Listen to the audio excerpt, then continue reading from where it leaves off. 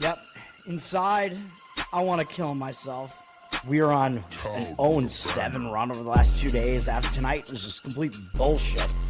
So that's how I'm going to start off this show. Horrible Sunday, 1-5. I don't even know what to tell you about that. I just don't want to do this anymore. I have never seen anything like this, man. With the slump continuing, 2 straight losses, not a good day at all. 0-4. I just have not had a good season, man. With what kind of slump that I'm on, the slump continues. I've reached a new peak, actually. With I'm gonna burn my Bruins hat, man. I don't know what is going on with the Bruins. March 8th, is that what it is? I don't even know. It's March 9th, I think. Who even knows, man? I don't know what day it is anymore. I don't even know what day it is anymore, man. Back with you after the worst day that I could possibly have. Back with you, as I always am. Until I die, at least. 0-2 yesterday, and yesterday did not go well for me. 0-5. The worst month that I've ever had in my 18 years doing this. I don't know what to even tell you about this anymore. Broke the slump yesterday as the slump discontinues. The slump continues. Somebody fucking kill me, please. I don't even know what I should do at this point other than potentially end it all. What's up, everybody? It's Toad back with you. This is Toad Stool Sports. This is college basketball for January 10th, which it already is January 10th. I'll talk about what happened today, tomorrow. Winning day. Should have been a perfect day. I'm going to give out plays. I feel like I don't even know what I'm doing anymore at this point. I think I have 8 college basketball plays here, and I thought I was being more selective than that. Whatever. I don't know. I don't even have any of them in the system yet. I don't even know what the numbers are right now. I'm going to have to put them in as I go on the fly. This is going to be bad. I don't want this to take that long. It's probably going to take 2.5 hours or something. I don't know. I don't know what else to say about this. College basketball it's like the worst thing to handicap, even though I've been good at it usually. I've been good at it this year. Let's get into it, I guess. Nebraska, speaking of Nate, yeah, your team is the first game up here. I will talk about that. Charles, what's up? Yeah, fuck the Houston Rockets, obviously. Mr. Pinsey, fuck the Rockets. Yeah. You're just doing whatever I do. That is what I recommend, but I don't know. I also kind of want to guide people in some way. Oh my God. But I don't know. The way that I do it is the way that I do it. So I think what I have is the best, but I don't know. Other people can see things that I don't see. Or yeah, it's all, it's all about a community. It's all about discussion. Number 10 Nebraska is at unranked, Indiana here at 12 p.m. And this is the first of many games tomorrow where we have an unranked favorite against a ranked opponent. So the odds makers are telling you what they really think of Nebraska with the fact that they're not a favorite in this game. They're indeed an underdog. And I will not be playing any of these unranked favorites this time. I just don't like the situation. I'm going based on situation. I just don't like the situation. I know that especially last year, this has been a good handicapping approach to have all those games on your short list. It made money last year playing the unranked favorites against ranked underdogs. But I think the odds makers have caught on to it, and they're really skewing these lines. This game is Indiana's a 4.5-point favorite in this game. I just don't see a situation for it. That's the problem. And I think Ken Pom probably will tell you that, he has these teams fairly close, but I think he has, let me see. He has Indiana 25th, Nebraska 21st. So he does have these teams really close to each other. Both teams are pretty balanced, too. These are both good teams. They both play a similar tempo. Nebraska has been the much luckier team, though, according to Ken Pom. Indiana unlucky. I think Ken Pom probably has this at about a 3-point line in this one. So I think the odds makers are skewing that thing. Now, Nebraska, we know they haven't lost a game yet. They are coming off a game where they almost lost to Ohio State, I guess you could say, which was a loser for me on the show. But coming off a close call like that against an unranked team, I just don't really see them not showing up exactly for this Indiana game, even though it is a second straight road game. Obviously, yes, I think Indiana will show up as well. Indiana had an easy game last time against Maryland, although they're traveling back from that. Both teams will show up. I do think that the rankings makers don't have this right, obviously, as Ken Palm will tell you. He has both these teams, 21 and 25 respectively. Is that respectively? I'm totally out of it. I don't get any sleep. I would lean Indiana. I think Indiana gets the win. I think Nebraska finally falls, but I've been saying that about Miami, Ohio as well, but I can't get there with this one. There's no real situation for it, so I'm talking about it because it is one of the bigger games. 3 friends, girlfriend, their girlfriends, and your parents. Sounds like an orgy. I mean, Nebraska's good, but they're really good defensively, but they're not as good as the rankings have them. They're just not as good as this undefeated. They're not as good as they look, like them being undefeated. I don't know what else to say about it, but I trust Ken Palm and actual power ratings like this more than I trust whatever the rankings makers are doing, because the rankings makers just go based on what they see pretty much. And I trust the odds makers because they have a ton of money on it. Thank you, sir. Thank you for creating the Toad cult, the Toadists. My Boston College Eagles are at the number 20 Louisville, though I didn't go to BC, and everybody in my family except me pretty much went to BU. So I don't know. I latched onto BC just because they had the more fun, the better sports program when I was growing up, and now they're just ass. Obviously, they're going to be a big underdog at number 20 Louisville here. So the question is the situation. This is not one of my plays. BC just had a pretty close game against NC State. A decent performance from BC. There was a weird spot for NC State to have to go up there. I think I said BC would cover. They did. They're not going to overlook Louisville, but they are having to go down and travel there. Louisville is coming off playing Duke, I believe, though. So, Louisville is coming off the bigger game. They lost by double digits, though, and the game wasn't that close down the stretch, but they do play Virginia next. There is maybe an argument to be made that this is kind of a sandwich spot for Louisville.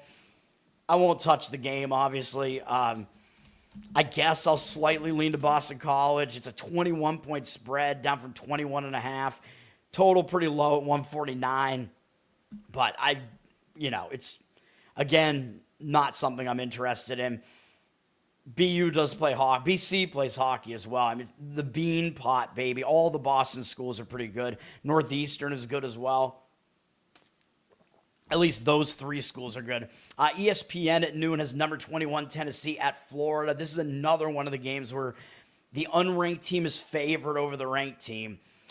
Now, Tennessee, they're coming off beating Texas at home. Whatever. Tennessee was favored. They should have won that game. They did. Now they're going to Florida. This game isn't really surrounded by anything for Tennessee, so I don't really think they're going to overlook Florida, although this is a pacing contrast where Florida's going to want to go fast. Tennessee wants to go slow, kind of just like last year. I think last year the home team won each of these matchups just in a total blowout, if I remember correctly. I think I had at least one of those as a play. Now, Florida, they're better than their record looks, I think. I know they're the returning champs. They're not as good as that, but I think they're better than their record looks, although they've lost a bunch of games where they've stepped up in class. They finally won a game. That was a winner for us. They beat ranked Georgia, although Florida was a big favorite in that game. And Florida had a huge second half to win that game. But Florida, Georgia, it's a big thing. It was a big win for Florida, even though, yes, they were a favorite. I don't really think they're going to overlook Tennessee either, though. So, it's a stay away again for me, but I'm talking about it because it's one of the big games. Florida is a 5-point favorite, down from 5.5. Now, it is a situation where Tennessee is the better defense getting points, so that angle does apply to Tennessee here. I'd probably still lean towards unranked team being favored and lay the points of Florida. Maybe Florida will be able to control the pace in this one and make it faster, but again, it's not one that I want to do anything with. And again, yeah, if you want me to talk about any of the games I'm skipping, I will. I have a short list here of the games. I have a bunch of games that almost made my card that I was considering, and then I tried to narrow it down quite a bit, and I've got 8, and it's going to kill me to do all the Instagram videos for it, which I don't know if I'm going to do it at 3 a.m. here or if I'm going to do it tomorrow. I just won't sleep. Number 22, Kansas is at West Virginia, also at noon on Fox. I'm talking about all the ranked teams at the very least, but, you know, I mean, I have to have some way to abbreviate these Saturday shows, you know. Kansas, they're coming off an overtime game against TCU, which probably was a bigger game for TCU to do that. Like, Kansas was a decent-sized favorite in this game, and they almost lost, so you could make the argument that Kansas should bounce back from that, but they're going out on the road. They have Iowa State next in 3 days, so it could be a look-ahead spot because that's a huge game against Iowa State. And they did have to go to overtime against TCU, so they might be a little bit more tired. West Virginia, you know, maybe a little bit under the radar here. They're doing all right, I guess. So they haven't really done anything very impressive so far. This will be a big game for them, though, hosting Kansas, obviously. West Virginia is coming off an ugly 2-point win at home over Cincinnati. I mean, obviously, it's a pass for me. Both teams play slow, so taking the points might kind of make sense in a game where points are probably going to be at a premium. Kansas is definitely a defensive-oriented team. Kansas is a 3.5-point favorite. Kind of looks too easy to play Kansas just because they are.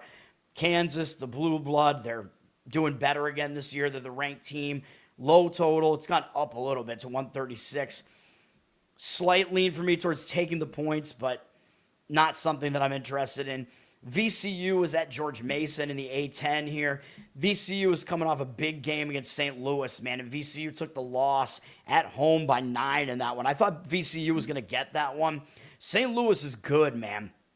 Like I've been saying, I think St. Louis, they may wind up having a case for an at-large bid when the season ends. We'll see, but they are, I believe, the best team in the ACC, the A-10, and I think VCU is still second. Now, VCU is coming off of that. It could be a hangover spot, and they also lost a win streak with that win, a 5 or 6 game win streak, 5, I think. So both of those things could be hangover. Like, they could lead to a hangover. They could lead to a hangover spot. So I do worry about that, but George Mason is ahead of them in the standings. George Mason is actually top of the A-10 right now in the standings, so it's like, is VCU really going to overlook them? Maybe not. So, I mean, for that reason, I can't quite get there with this. George Mason's coming up a much easier game against Fordham, though, where they just probably are going to continue their momentum into this one. So, I probably lean to George Mason. I think it's a more difficult spot for VCU. VCU is a 1.5-point favorite, but then again, the odds makers are also telling you VCU is the better team, even though if people just look at the records and they don't look at anything else, oh my God, George Mason's 15-1. They're at home and they're getting a 1.5. So if that's the way the public, you know, the Joes handicap this, they might actually kind of want George Mason in the game. So that gives me a little bit of pause. Obviously, this is because VCU faced a more difficult out-of-conference schedule, though. That's why they have those other losses. Their only conference loss, obviously, is that one to St. Louis. There's no real shame in that. It's a stay away for me, but again, yeah, I guess just based on situation, slight lean to George Mason, but I don't love it at all, man. All right. I'm skipping some of the bigger conference games, too. Again, like, if you want me to talk about other games, I can, but yeah, like, I'm trying to limit it to basically just the ranked teams and then the other games that I had more of an opinion on, just to abbreviate this a bit. Still a pretty deep dive here. Next game up is going to be one of my plays, and I have to take a look and see what the number actually is on this to put it into the system. Let me take a look here, because I think we're getting an underrated team in a good spot here. And you might know what I'm talking about already if you see what game is up next here, but let me just see what the number is going to be on this. I apologize. I usually have them ready to go, but obviously I don't right now. 5. It's going to be a -5 on this one, so I'm starting out with a favorite here. I'm going to add it right now as I add the banners. Again, I apologize. It's we're doing it on the fly here, man. We're going to lay the points with NC State here, -5 against Florida State. Now, obviously, the odds makers are telling you NC State is the better team. It is a fairly high total because Florida State does like to play fast. So that might mean it might be easier for the favorite to cover in this one. Now, NC State, they are also like on the faster side as well. So Florida State going way up tempo probably won't throw them off that much. NC State is definitely the better team, though. They're top 50 in both offense and defense. They face the top 50 strength of schedule. Ken Baum has them in the bottom third of luck as well, so they're unlucky. Like I said, NC State has underperformed, and Ken Baum has them at 33rd. Florida State is bad. Ken Baum has Florida State outside of the top 100. He has them very unlucky, though, at 343, but they just cracked the top 100 in offense, and they're outside of it in defense. So I think it's definitely a mismatch, and I think it's worse because look at what Florida State just did. They just took Duke to the wire. They just played both other North Carolina teams, the two bigger North Carolina teams, and they almost beat Duke at Florida State. This game was close right to the wire. Florida State was winning most of the second half in this game, dude. So they actually could have put Duke away, but, it's really difficult to beat Duke, obviously. Oh, no, excuse me. Florida State was winning the first half. I can't even talk anymore, man. Florida State was winning most of the first half. They fell behind in the second half. They took the lead back a couple times. They came back again late in the second half, and they got it to within one score, I think, late in the game in the final minute. So they just took Duke pretty much to the wire. Didn't go away. I don't expect Florida State to have a whole lot left in this one, man. NC State, again, I think they're a little bit under the radar right now. A little bit middle of the pack. They're almost falling into the middle of the pack in the ACC. They just had that game where they went up to BC, as I mentioned. It was kind of a weird spot for NC State because they had just played Virginia, which was a loss for us on the show, I know. Wait, was it? No, it wasn't a loss for us. I was thinking of Virginia Tech, excuse me. I leaned to NC State, though, in that one. But anyway, it was a weird spot, I think, coming off that Virginia game, having to go up to Boston College. These Southern teams, a lot of times, it's a tricky spot for them to have to go up there. BC played them fairly well here, so I think NC State will maybe refocus a little bit more off of this. Maybe they didn't have total focus here. I mean, Florida State, it's not exactly like a team you're totally going to get up for, but it's just a really bad spot for Florida State.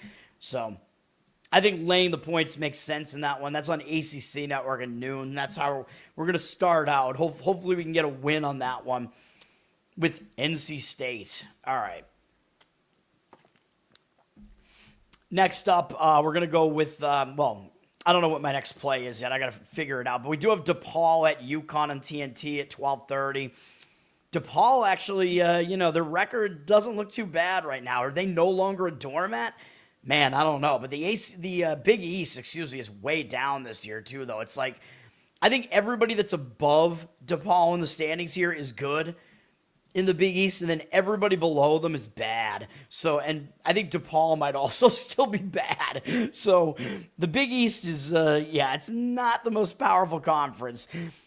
DePaul just beat Georgetown. It's a pretty decent win for DePaul. I think DePaul was actually a favorite in that game, though, at home. Stepping way up in Class of A's UConn. This is actually a second meeting already. So we already have a second meeting. I handicap second meetings similarly to how I do it in like NFL divisional matchups, where especially when a home team lost the first matchup, a lot of times you do want to look towards them in the second matchup as the road team, as an underdog. So we do have that going for DePaul.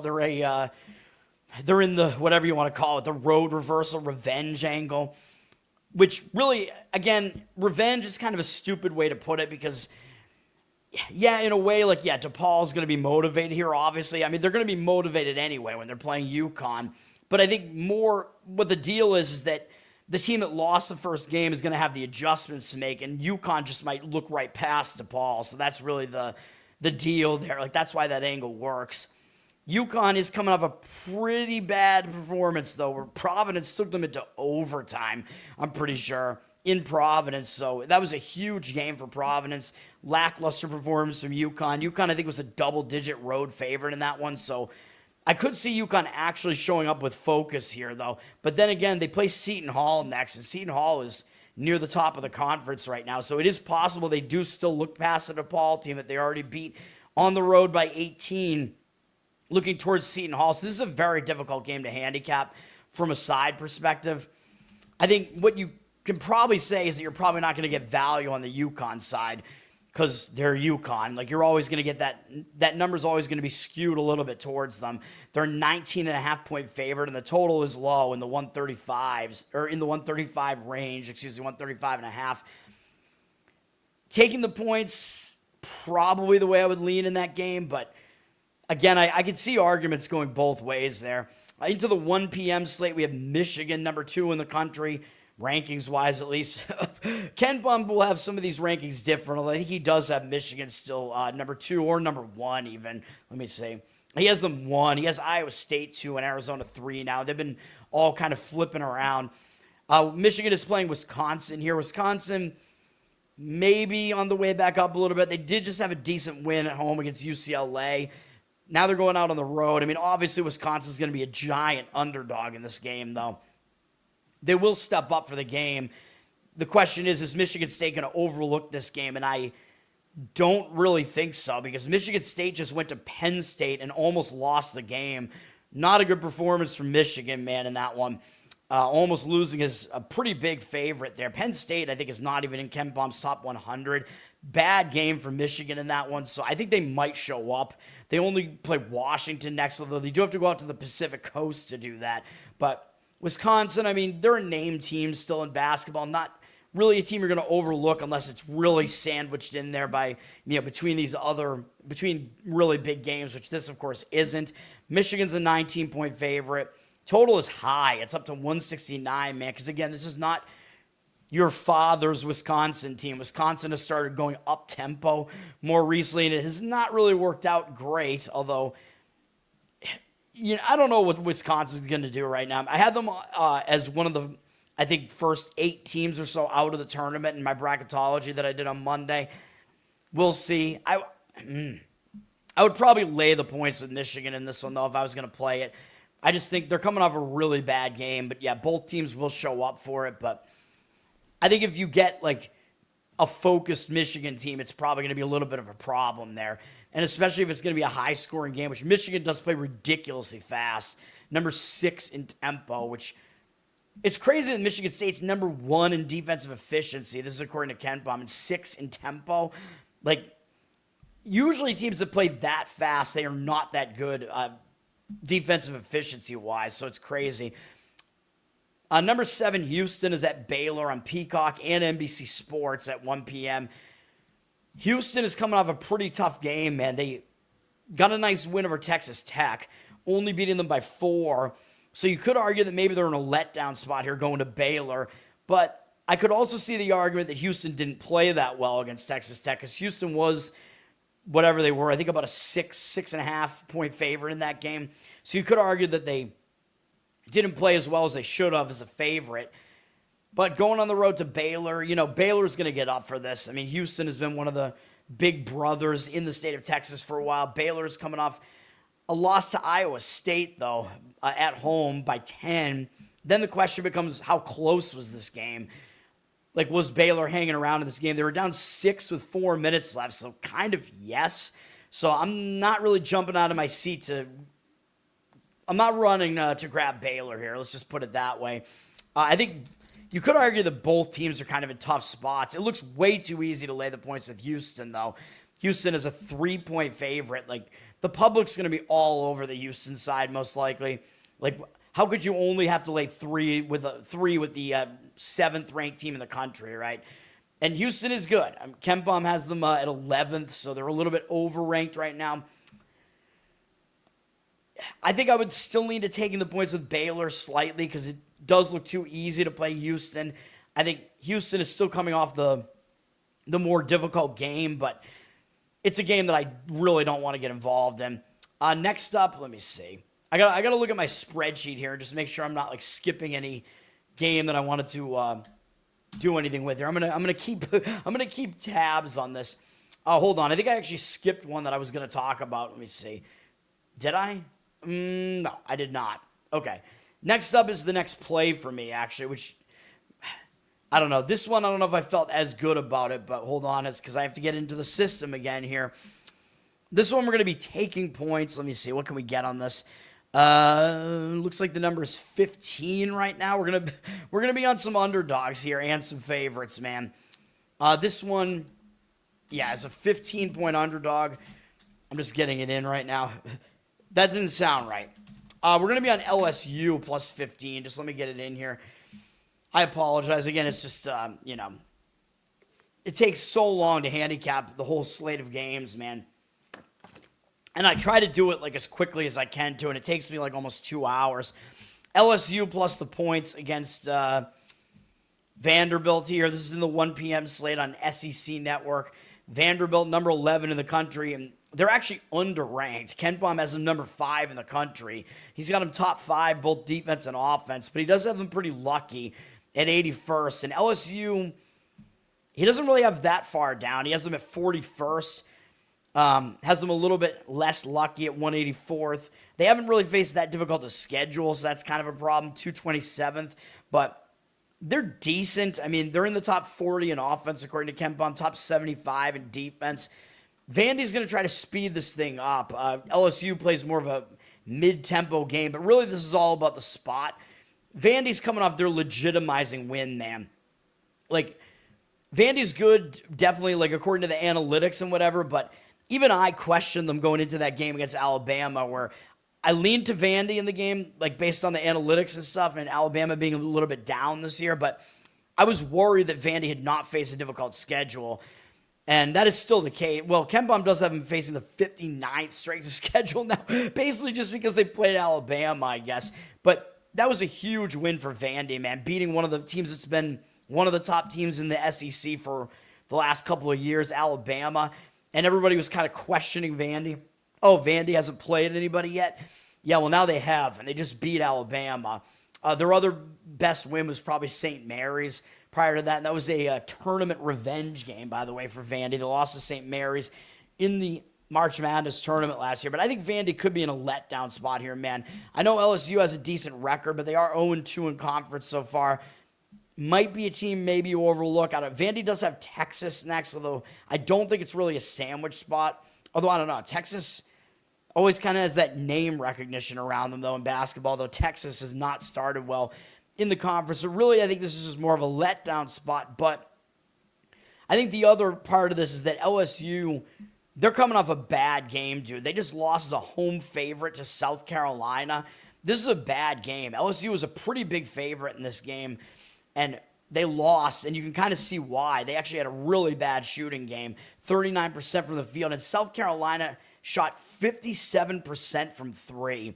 I mean, there are a number of things in this game that were outliers here, man. Like, that was a ridiculous three-point shooting performance in South Carolina. Don't expect to really see that happen again against LSU. LSU had 14 turnovers to 6 for South Carolina. That's kind of a fluke thing. That usually doesn't happen to the home team, losing the turnover battle by that much. South Carolina went to the line 7 more times, the free throw line, so that was a bit of a weird situation, or that was a little bit of a weird stat, I guess. You don't usually see the road team go to the free throw line that much, so that was weird as well. And, like, the predictive stats, LSU won them. They were plus 12 in rebounds and plus 9 in field goal attempts. So that tells you that LSU probably should have won the game, but instead they lost by 8 because of those other fluke things that I talked about, including, being like -4 and three-pointers made as well. So I think LSU does bounce back from this. And I think maybe they were unfocused because maybe they were looking ahead to Vandy. And they had just gone on the road prior to that South Carolina game. And LSU was an underdog. And they played pretty well at Texas A&M the game before that. So it was almost kind of a sandwich spot. And that A&M game also ended a win streak for them. So I think LSU was in a bad spot against South Carolina. I think they bounce back here against Vandy, man. I know it is going to be a high-scoring game, most likely, so taking the points is a little bit more iffy with that being the case, but you're getting a lot of points here, 15. It's a bad spot for Vandy. Total is in the 160s, but, we'll do it. We'll take LSU plus the points in that one. All right. Dirty Sock, what's up, man? Thanks for hanging out. Okay, what do we have next here, man? I'm trying to remember because I had everything in my head. All right, Mercyhurst and Wagner. This is not one of my plays, but Mercyhurst, they just took Long Island to the limit, man. They almost beat Long Island, which is actually a big deal in the Northeastern Conference here, Northeast Conference, whatever, because Long Island is the best team in the conference, and they were a big favorite in that one. So Mercyhurst almost pulled off a big win in that one, and now I think they're going to be a little bit flat maybe off of that huge performance as an underdog. They're going to Wagner here, and I think Wagner is going to be Wagner. We should call them Wagner. Wagner, I think, is going to be in the better spot here because Wagner actually lost as a home favorite against a pretty weak St. Francis team. So that was a bad loss for Wagner. So I think Wagner will show up better in this game. They're staying at home.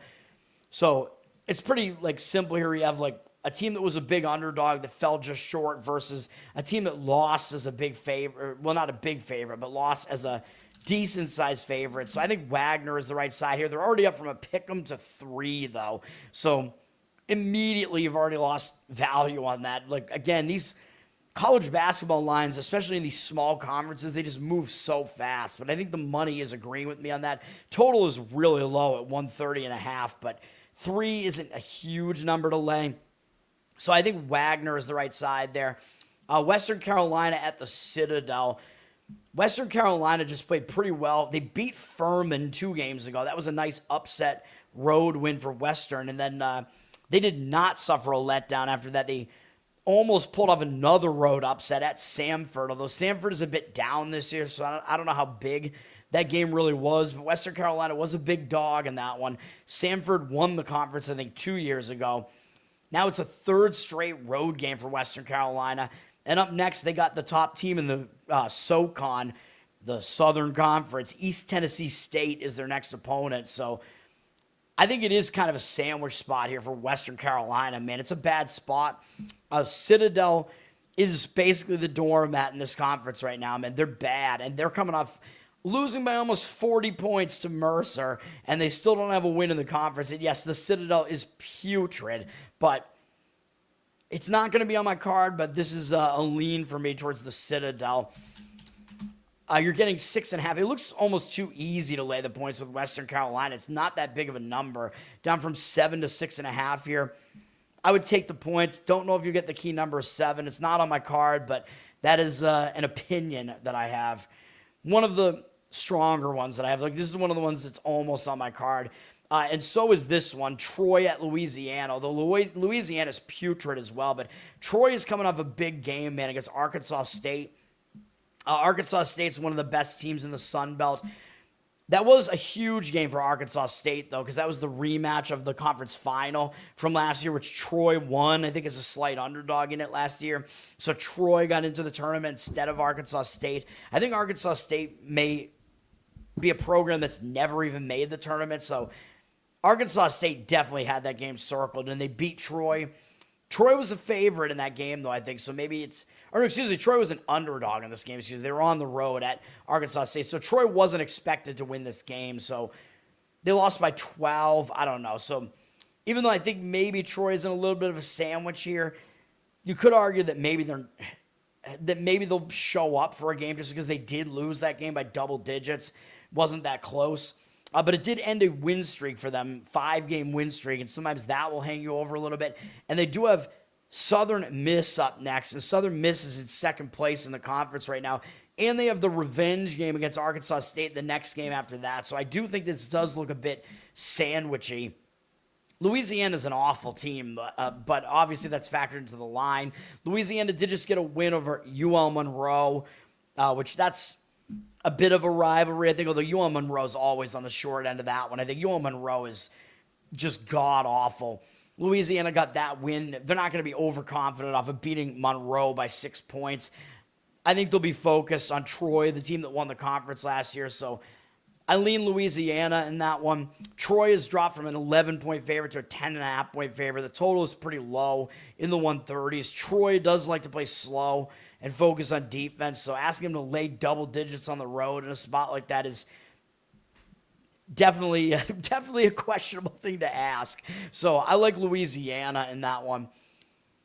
We have Penn State at Purdue. This one, it was close to making my card, but I just don't think I could do it, man. Penn State, I like Purdue in this game, but Penn State, I mean, look at what they've done, man. They just played Illinois pretty close at home, lost by 8, and then they almost beat Michigan in the last game. That would have been a monumental upset for Penn State if they were able to do it, and they almost did. They lost by 2 to Michigan, and Penn State was losing this game big. They were losing by 15 with 10:41 there to go. Penn State came all the way back and almost tied the game. They were only down by 1 point in the final, basically the final minute of the game.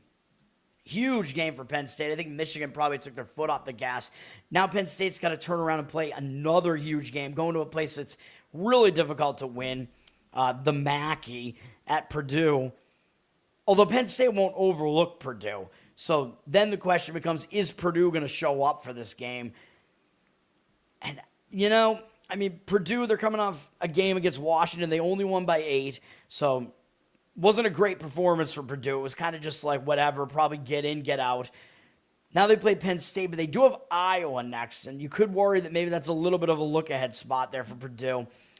Other than that, I like Purdue in this one, though. I think Penn State, I just don't see how after that Michigan performance, how Penn State is going to be able to show up again. And I wish they were playing somebody else in this game, but I would probably lay it with Purdue.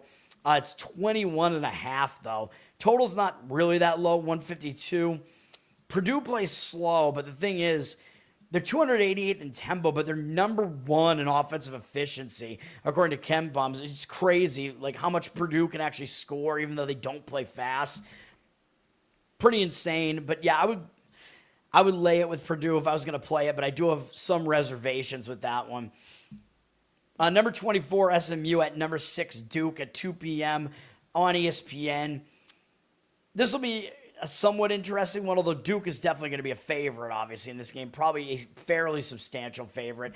SMU just lost to Clemson, and I gave out Clemson on the show in that one. And Clemson, they had a bigger lead late in the game, and they blew it, and my number wound up pushing. I found a 4 on that.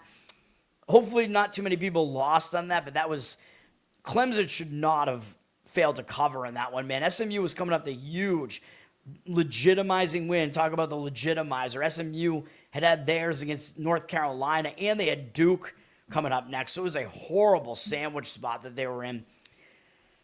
I guess maybe they still stepped it up for a game against Clemson because Clemson is still Clemson. They're still one of the better teams in the ACC. SMU did play well in that game, though, towards the end at least, cutting it closer. So they didn't go away at the very least. Now they got to play another road game against Duke. Now they're obviously not going to overlook Duke, but Duke, the spot just sets up better for Duke, I think. Well, I don't know. Duke just had a nice win over Louisville. It was an easier game for them, though, an easier win. So, I don't know, man. Did I say this game was closer down the stretch? I don't remember. I don't think it really was, but maybe I'm wrong. Yeah, not really. Because I was thinking it might have been closer towards the end, and Duke kind of escaped. But, yeah, this game is a difficult one. Duke is laying 12.5. It's up from 12. Total is fairly high at 159. I think this Duke team is playing faster than they have in the past. So they've kind of changed their MO, I guess, from season to season. I don't know, man. Is it just because the Boozer brothers want to play fast? I don't know. Yes, Duke has both sons of Carlos Boozer, who also went to Duke. His 2 sons play for Duke this year. Anyway, the Boozer brothers should be like a beer company or something. But yeah, that's not something I want to get involved in that game, but I would probably lay the points with Duke if I was going to play it. Number 18, Georgia at unranked South Carolina. Uh-oh. Do we have another unranked favorite in this one? I think we actually do. Oh, no, we don't. My mistake. Georgia's a 3.5-point favorite. I don't know. I get all mixed up. I don't know. All mixed up. I don't know what to do.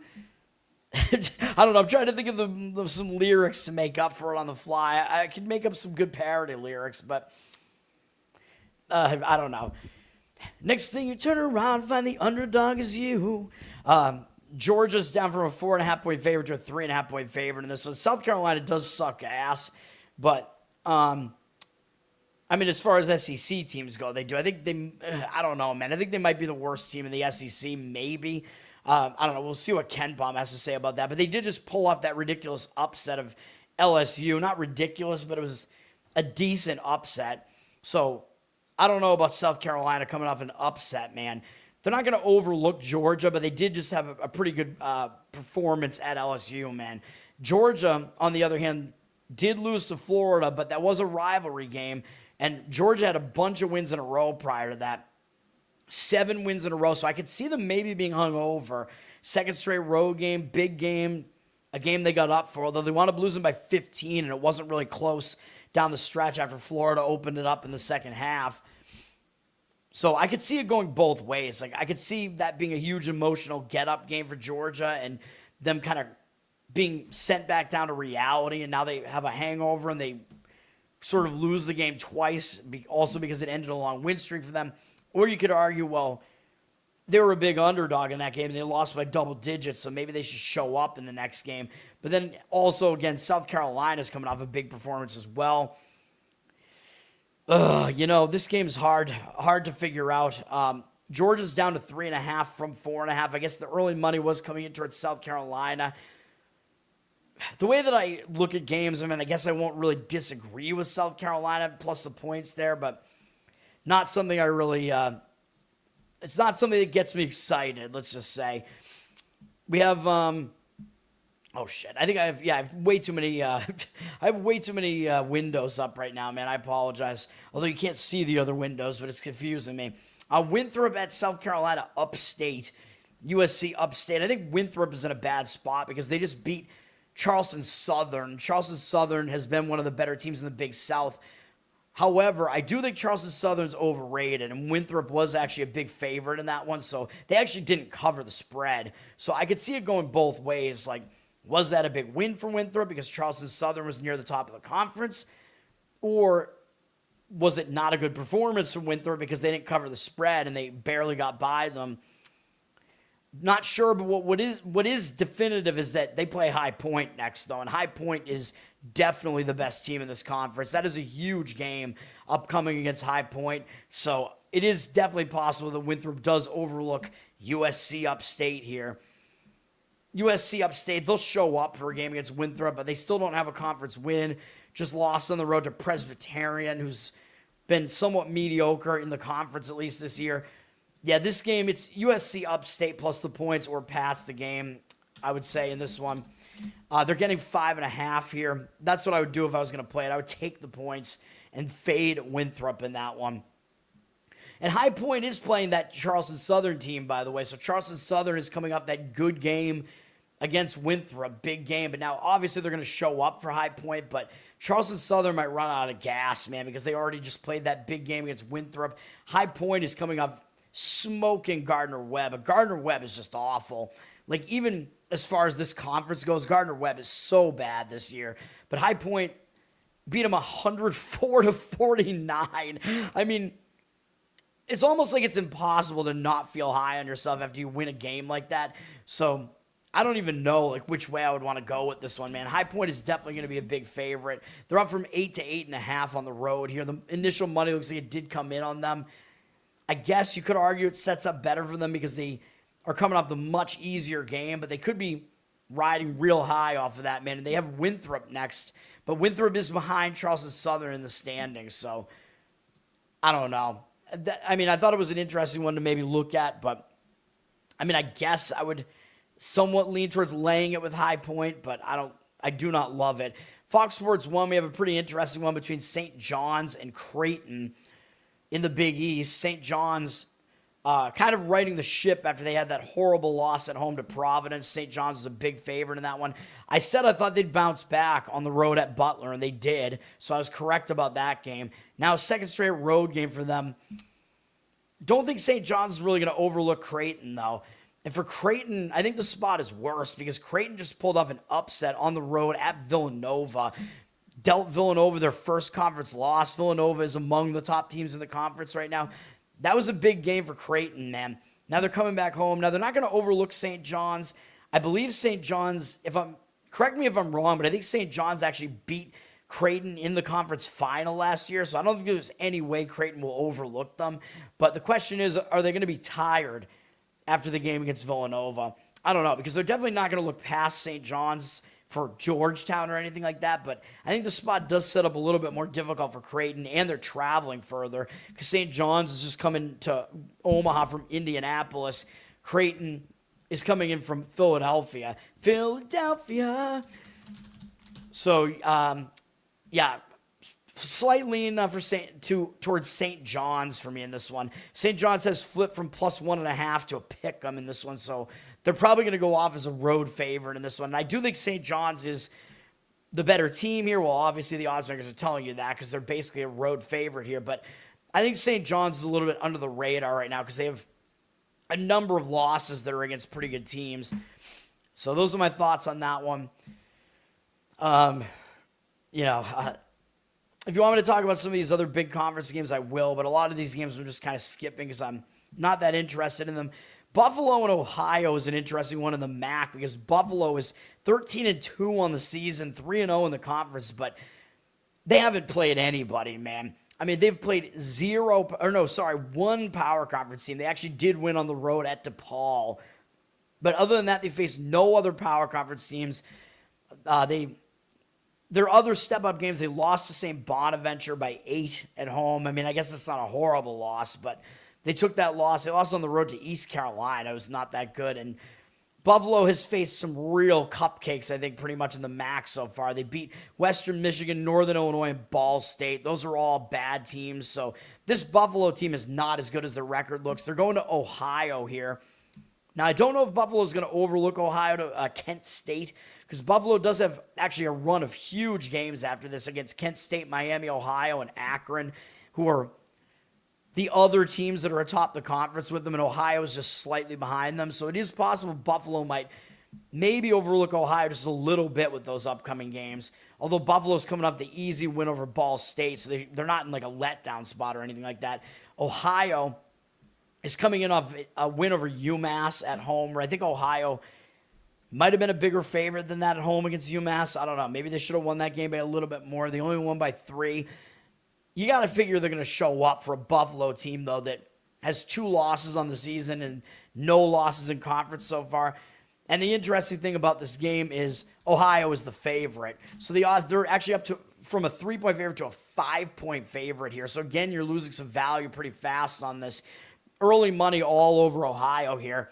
And it's one of those games, again, with the really suspicious looking line, right? Like, why is Ohio, a team that's 9-7 on the season, why are they a 5-point favorite now against a 13-2 team, right? Well, that's because Ohio's faced a way more difficult schedule. They faced Louisville. I thought there was another power conference team in here. Maybe there wasn't. But they did face George Mason, Loyola Marymount, St. Mary's, totally legit team. They actually beat Illinois State, which is a decent win as well. And they played Arkansas State. So they've played a lot of good small conference teams. They did beat St. Bonaventure. And they played a little bit more of a difficult MAC schedule already, too. UMass is okay, even though they haven't won a game yet in the conference. They're lined like they're kind of a mediocre MAC team. And Ohio also lost to Bowling Green, who's not that bad. So I think Ohio is the better team here, as the odds makers are telling you. Don't know if I can quite get there with laying 5, but I'm pretty sure Buffalo is definitely an overrated commodity. Ken Bum has Buffalo 165. He actually has Buffalo as the better team, so my mistake. Ken Bum does. Interesting, because the odds makers are basically now at the point where they're telling you Ohio is a slightly better team. So again, there's not really much line value here anymore, if any.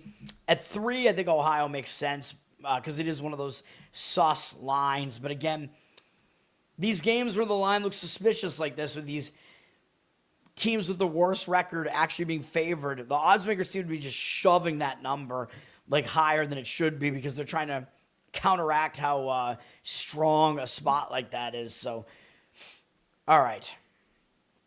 What other of these games did I want to talk about here? I talked about Wagner, Baylor, Citadel. Let me see. I talked about Louisiana, Purdue, USC, Upstate. Okay. I'm just going through these, man. I'm looking. I think my next play hasn't come up yet. We do have another game. It's one of those interesting lines. Is Georgia Southern at South Alabama here, where Georgia Southern off to a nice start, 4-0 in the Sunbelt, 12-5 overall, but South Alabama is only 2-2 in the Sunbelt and 11-5. But South Alabama is actually the favorite here at 3.5 at home. So the odds maker is kind of telling you not to exactly buy this hot start for Georgia Southern. They have faced pretty much conference cupcakes so far in the conference. They beat James Madison, who's down this year, Coastal Carolina, Georgia State, and ODU, Old Dominion. Those teams are basically all at the bottom of the conference pretty much. So they have faced a weak conference schedule so far, where South Alabama has already played Troy, Texas State. I mean, those are teams that are at least better in the conference. So at least those two teams are decent in the conference. So more difficult schedule for South Alabama for the most part. I would lean to South Alabama in this game as well, but there isn't really much of a situation to look at here. I don't think they're actually a 3-point favorite, it looks like in some cases. South Alabama actually is coming off playing Troy, though. That is kind of a difficult game, but I don't think they were that close in this game. They did lose by 10 in a low-scoring game, so it was kind of close, I guess, but they were down double digits with 2 minutes to go, so it's not like the game went to the wire or anything. Georgia Southern is coming off that, and actually kind of not that great of a performance against Old Dominion, only beating them by 7 on the road, but maybe that should scare you a little bit with Georgia Southern, because their wins in the conference against weak conference opponents have not been good. Beating JMU by 4, Coastal Carolina by 1, although it was on the road, and then Old Dominion by 7, ODU.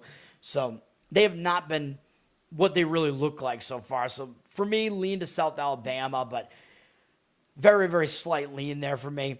Stetson against Austin Peay. Stetson is coming off beating Lipscomb. Huge win. I'm talking about Lipscomb again, man. That was a huge win for Stetson. I mean, Lipscomb has been one of the best teams in the Atlantic Sun the last few years. They dealt Lipscomb their first conference loss of the season. Lipscomb is probably still the best team in this conference. So Stetson could be in a bit of a letdown spot, but the problem is they're playing Austin Peay, who is now currently the top team in the A-Sun standings. So it's not like they're a team that Stetson will overlook. It's just a question of, will they be able to maintain that effort 2 games in a row? For Austin Peay, maybe they'll be on notice and maybe they will show up for a game against Stetson. They'll be playing a second straight road game, but both in the state of Florida. They did just beat Florida Gulf Coast on the road. Gulf Coast not that good this year, though. So I think I would lean to Austin Peay still against the Stetson Hatters. One of the more ridiculous names and mascots. Dude, I should make fun of these team names more. I don't usually point them out. But Austin Peay is laying 8 here. Austin Peay is also a terrible name as well. The Governors. I assume Austin Peay must have been a governor of Tennessee is where they're at. So I don't know. But I would lay it with Austin Peay in that game if I was going to play it. We're still in the afternoon slate here, 2:15 p.m. here. We're looking at, what's the next game here? I'm trying to look at we're almost an hour already. This is going to be a long fucking video as usual. CW Network, we have Stanford at Virginia, number 23 ranked Virginia. Stanford just beat Virginia Tech and demolished one of our plays on the show the other day where Virginia Tech had that game, and Virginia Tech was blowing Stanford out. I don't know how Stanford won that game. I'm pissed about that one. Stanford also won on like a late 3 too. So now Stanford coming off of beating Louisville at home. They traveled out to the East Coast and somehow managed to upset Virginia Tech there. Now they got to play Virginia. Now I don't think they're going to overlook Virginia, but I don't know how much is Stanford going to be out of steam? They do play North Carolina and Duke after this, too. So are they going to look past Virginia? I kind of doubt it, but I don't know, man. I mean, if Stanford has a flat spot at all in the next 3 games, it could be this one. Virginia's coming off smoking Cal at home. An easier win for Virginia, at least. Now, Cal has a good record, but they're not really as good as their record looks. I think Stanford's not as good as their record looks either, though, and that's what we have here. Virginia is actually a huge favorite in this game. Oh, I'm seeing ghosts here, man. Did you see me jump? I just thought I saw somebody standing in front of me over here. Dude, I'm on no sleep, dude. This is getting really, really crazy. I hope I'm not going to, seize out or anything. Holy crap. I thought I just saw a ghost. That's insane. Let me, hold on. I'm going to look at my phone real quick, because what if, sometimes when you see a ghost, man, some weird crap is happening. I don't know. And I actually thought it was my father, so that's not good. Dude, if if I hear them, I don't want to even mention it, man. Oh, dude, I'm freaking out. Holy shit. Let's not think about that. Anyway, Virginia down from 12 to 11.5 here, but they're a big favorite here, man. Virginia, they play slow, as I mentioned. Total's fairly low, 143.5. Don't love the idea of laying points with Virginia here, man. So what do we do with this game? I mean, I don't know. I do think Stanford's in the worst spot here, though. It's a tough one to figure out, man. I mean, I think I would probably have to lean towards laying it with Virginia. Now, Virginia could argue they may have a look ahead, though, because they have Louisville, SMU, and UNC all up next, and those are 3 ranked teams. I don't know. Again, it's not one that I want to get involved in. All right, next up, we have Villanova Marquette on TNT at 2:30 p.m. Villanova just lost a long win streak, man. They lost five-game win streak, I guess is what that is, losing at home to Creighton. So now I could see this going 2 ways, right? When you lose a win streak like this, sometimes it will hang you over into the next game. And you could argue that was a big game against Creighton, too, because Creighton is up there in the Big East standings here, starting to play a little bit better here. But you could also argue Villanova should bounce back because they were a favorite in that game, a fairly substantial favorite, and lost the game. Now, they do have to go out to Milwaukee here and play Marquette, though, and Marquette has been awful so far, so they're definitely an easy team to overlook right now. I don't know if Villanova is going to really care about having Providence up next, though. Providence, not a good record, so I don't know. For Marquette did just get a win finally, beating Xavier, who's also not playing well this season, so that might be good for Marquette. Marquette's staying at home. They just ended their losing streak. They had 6 losses in a row, and a lot of times when a team ends a loss streak, sometimes that will give them new momentum coming into this game. So I do think the spot does set up better for Marquette here. I would lean towards Marquette. Villanova is already down from 6.5 to 4 here. Total 146.5. I think Villanova plays slow, and Marquette likes to play fast, so Marquette might be able to try to speed this thing up a little bit. But Villanova, a slow-paced team as a favorite, is also not really something you want to look at, I would say. And at least Ken Bum has Marquette as a very unlucky team at 335th in the country, so something to keep in mind there. And Villanova, yeah, they're one of the 10, 11 slowest teams in the country pretty much, so yes, the ghost appears. Yeah, the Virginia Cavaliers, not the Cleveland Cavaliers. I don't have a whole lot to make fun of with the name the Cavaliers, you know. But yeah, Villanova and Marquette, that's my handicap on that. I would take the points with Marquette in that one if I was going to play it. All right. And it's slipping my mind, what is Villanova's the Wildcats. That's right. Every team is the Wildcats. I'm like, wait, what's Villanova's team name again? They're the Wildcats. All right. South Florida and Tulsa this is a weird one. When I looked at this, I mean, South Florida is a decent team in the American Conference. Tulsa has been one of the top teams in the conference to start the season, although they did take a conference loss.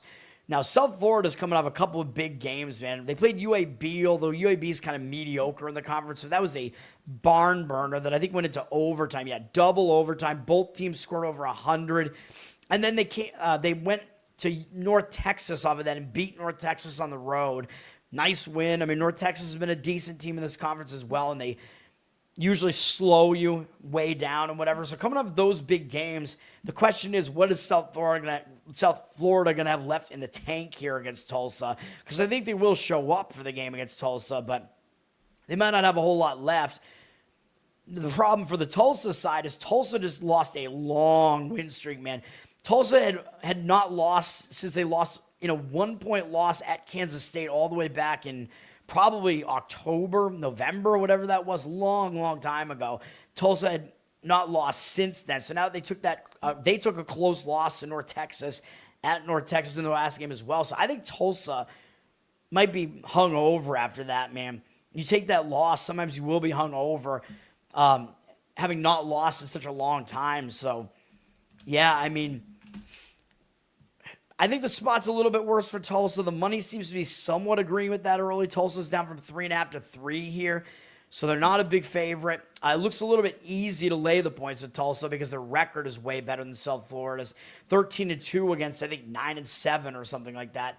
9-6. So it kind of looks too easy to lay the points with Tulsa, and the odds makers are kind of telling you these teams are almost evenly matched. So I do think I would take the points with South Florida, but obviously I don't love that. All right. And again, I know I'm skipping some of the bigger conference games as well, just because there are just so many games to get through, man. I mean, you could shout one out and I'll try to talk about it, but just so many fucking games. Kent State and Central Michigan was on my radar when I was going through these, because Kent State did just have a nice win over Bowling Green.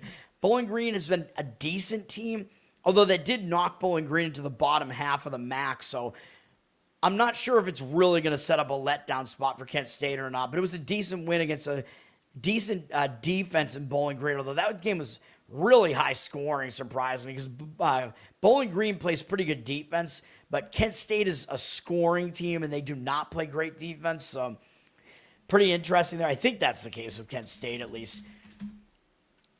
Yeah, they're pretty lopsided. They're almost top 100 offensively, and they're outside of the top 200 defensively. Ken Baum, by the way, has Kent State as being the second luckiest team in the entire country. So Ken Baum is telling you Kent State should regress, and they've faced the 310th strongest schedule, and they play super fast at 23rd. So Kent State, we should see some regression out of them. They are coming off a decent win over Bowling Green, and they have Buffalo coming up next after they play Central Michigan here. So possible look ahead, because Buffalo is sitting undefeated in the MAC right now, even though I just told you I don't think Buffalo is as good as their record looks, but it still might be enough that Kent State might be looking ahead to that game, and they might not pay attention to this awful Central Michigan team here. They are pretty bad, but I think this would be a spot where I would take the points. Central Michigan, they've faced difficult conference opponents here, man.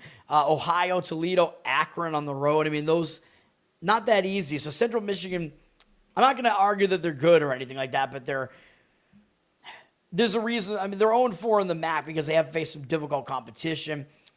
They're still looking for their first conference win, so that's going to motivate them a bit. The question is the game against Akron, was this game close? And the answer is no. They lost by 13, but it's not like they were close and then lost by 13 on like a run at the end or anything like that. So they didn't play Akron very close. The spot to me sets up a lot better for Central Michigan. I like Central Michigan in this one. That's what I would play if I was going to play the game. Let me see. As this thing goes away from us here. Kent State is down from 10 to 9.5 here. And again, I just showed you Kent State very, very lucky. Ken Baum has Central Michigan 322nd overall, though, but he has them bottom 13 in luck, though, or bottom 14 or whatever in luck. So he has Central Michigan as being very underperformed, very unlucky, but they also don't even crack the top 300 in either offense or defense. So they are a putrid team. But I do think that that is a spot where taking Central Michigan does make sense. All right. I did talk about Arkansas State. They could be in a letdown spot here, man, because they did just pull off that win over Troy. Now, Arkansas State was supposed to win that game. They were the favorite there, but that was a big win for them. And like I said, I think they had that game circled because it was the rematch of the Sunbelt title game last year where Troy beat them. So Arkansas State, very, very satisfying win for them. And they have South Alabama and then Troy up after this, and those teams are above Texas State in the standings at least. Both of those teams with double-digit wins on the season, and Texas State does not have double-digit wins. So I think this is a spot where you look towards taking the points with Texas State or you leave the game alone. But Texas State is playing a fourth straight road game, which I don't love. That's a lot of road games to have to deal with in a row, man. And they did just play on the road at Southern Miss, and they actually, even though they lost by 10, they took them into overtime. So that was a big game for Texas State, going to Southern Miss, who's near the top of the Sunbelt here, and taking them into OT. So I can't get there at Texas State either. I lean Texas State, but it's a pass for me here. Arkansas State's an 11.5-point favorite in that one. For what it's worth, with a total, I think it was like 155 or something like that. All right. What else do we have here? I don't remember which other games I was going to talk about. Oklahoma and Texas A&M is kind of a weird one. SEC Network. We're still not even out of the afternoon slate here, man. Oh, my God. And I still have, I think, 6 plays left to give out. Oklahoma just got blown out on the road by Mississippi State, but that broke a long win streak for Oklahoma. So I could see that again, going two ways. Like, they could bounce back because that was an embarrassing loss. Mississippi State not very good this year, even though they're 2-0 in conference. So I don't know. Maybe Mississippi State is moving their way back up a little bit. Ole Miss is actually the worst of the two Mississippi teams this year. Oklahoma doesn't look like they're that good either this year, though. They've pretty much lost every time they've stepped up in competition, and they're kind of doing that here as well, going to Texas A&M. But they may bounce back, or they may have a hangover off of losing that win streak. I'm not sure which way it's going to go, but I think I do like Oklahoma more than I like Texas A&M in this one. Texas A&M is coming off that crazy game at Auburn. I don't know how much weight they're going to put into beating Auburn, though, because the thing is, Auburn's down near the bottom of the conference here, man. So, like, how big was that really, even though Texas A&M was like a 7.5 point underdog in that game. So they did pull off a pretty sizable upset in that game, but you wouldn't know it based on the record. So I don't know how big that win was for Texas A&M, although you can see here they were celebrating it quite a bit. Auburn's been really good in the conference for a while, so I think it is still a big win for Texas A&M. But my hesitation is they do have that good, like, they were the team with the better record in the game at the very least. But Texas A&M got the win. They were losing this game by quite a bit, I think, in the game, and they came back and won. They were losing by double digits in the second half, wound up winning. They took the lead, and then Auburn came all the way back.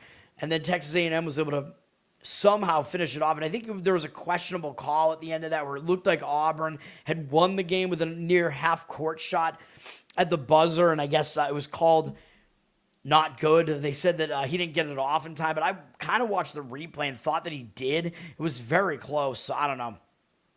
Maybe Auburn's in the worst spot coming off of a game like that, but Texas A&M might be in a bad spot off of that, and Texas A&M does play Tennessee next, so they might overlook Oklahoma, man. You could make the argument this is a sandwich spot, and they play Texas after that, and that's always kind of a big deal for Texas A&M, so yeah, I mean, in this game, I like Oklahoma if you play the game. Texas A&M has moved up from a 5 to 5.5 point favorite here, though. But I think I would take the points in that one if I was going to play it.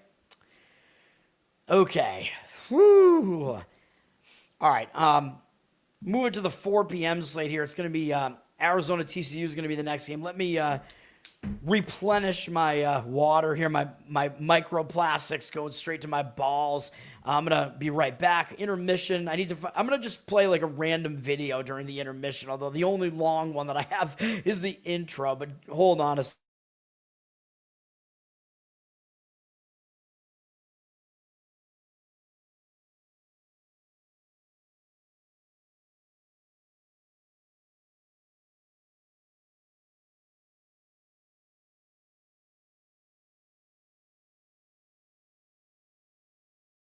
Four picks against Grossman and 2 fumbles. What do you see about the Bears? We shut them down that way? No, we just the Bears are what we thought they were. They're what we thought they were. We played them in preseason. Who the hell takes a third game in the preseason like it's bull? We played them in the third game. Everybody played 3 quarters. The Bears are who we thought they were. And that's why we took the damn field. Now, if you want to crown them, then crown their ass. But they are who we thought they were. And we let them off the hook. Thanks, Coach. Matt Leinart will be the only other person in this room, probably about 5 minutes away. It's a disappointed coach.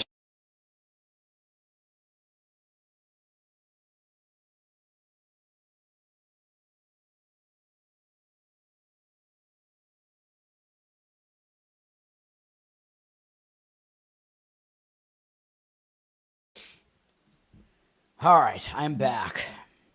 Arizona at TCU here. Now, I did mention a little while ago that TCU is not in a very good spot here. This is an ESPN game, actually, at 4 p.m. TCU, I don't think they're in a very good spot, although they're not going to overlook Arizona. But the question is, how much does TCU have left in the tank after they went to overtime at Kansas? They took Kansas at Allen Fieldhouse into overtime and lost the game anyway by 4. And usually when that happens, I'm going to tell you it's a flat spot coming off of that. It's just you can't really be flat, at least emotionally, playing Arizona, you know.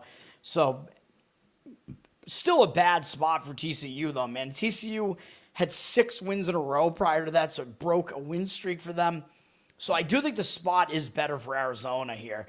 Arizona just drilled Kansas State at home. They have momentum right now, obviously. They haven't lost all season. I still think in this one it's Arizona or pass in this one. Although it almost looks too easy to lay 8.5 with the number 1 ranked team against an unranked team. It is what it is. I think the spot is definitely more difficult for TCU, though. So I think I would lay it with Arizona if I was going to play the game, although I don't really want to, obviously. Oklahoma State at Iowa State at 4 p.m. here. Oklahoma State, they just won for us the other day. They beat UCF. That was a decent bounce-back win for Oklahoma State. No look ahead for them in that one. Now they do have to go to Ames, Iowa here to play Iowa. I think it's Ames, right, to play Iowa State here. Iowa State number 3 in the country. They're legit. They haven't lost all season. They did just go to Baylor and beat Baylor. That was a pretty decent win. I mean, Baylor, sure, Iowa State was the favorite in that one, but Baylor it's still tough to win against Baylor, man. Tough to beat Baylor on the road. Baylor, they have a good track record, good history as a program, so that's a big win. Oklahoma State might be a team that you would overlook, even though they do have a good record right now, but it's just, I don't know. I don't think they're for real. Iowa State might overlook them because they do have Kansas up next, and that is a bigger game for Iowa State. So in this one, I do think I would probably take the points if I was going to play it. Iowa State already dropped from 21 to 18 on the number there. Fairly high total at 165, but I think I would take the points in that one. Valpo at Murray State. Valpo, when I first looked at this, I'm like, oh, Valpo's in a letdown spot because they just beat Illinois State. That was a big win, giving Illinois State their first conference loss. They're one of the better teams in the conference. Valpo's not that good. That was a big win. They have Belmont and Northern Iowa up next. So those are big games too. But Murray State's also a big game, and that's who they're playing right now. So they have a run of 4 huge games in a row, facing like a bunch of the top teams in the conference. So it's not like they're going to overlook a Murray State team that's 6-0 in the conference and 14-3. So the question is, are they going to be too tired to finish this game off of that Illinois State game? Now going on the road, I don't know.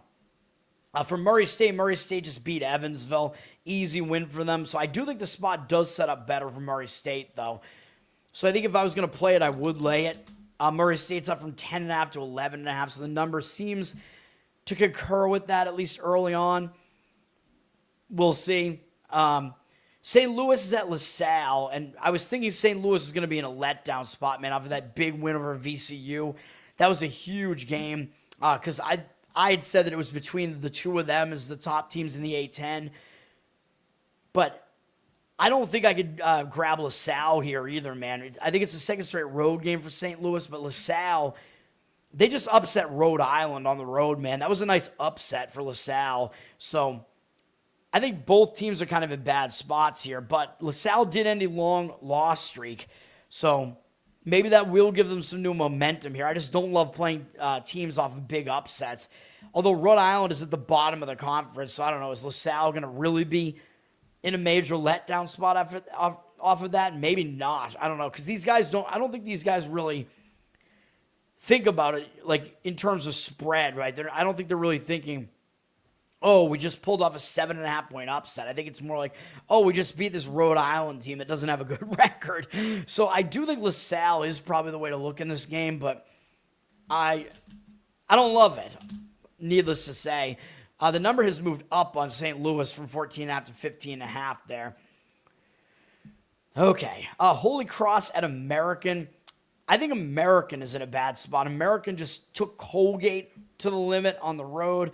Colgate is back near the top of this conference again. American did win the conference last year, though, so some of these other teams are definitely gunning for them, but American did just lose by 2 to Colgate on the road. I assume Colgate was the favorite in that game.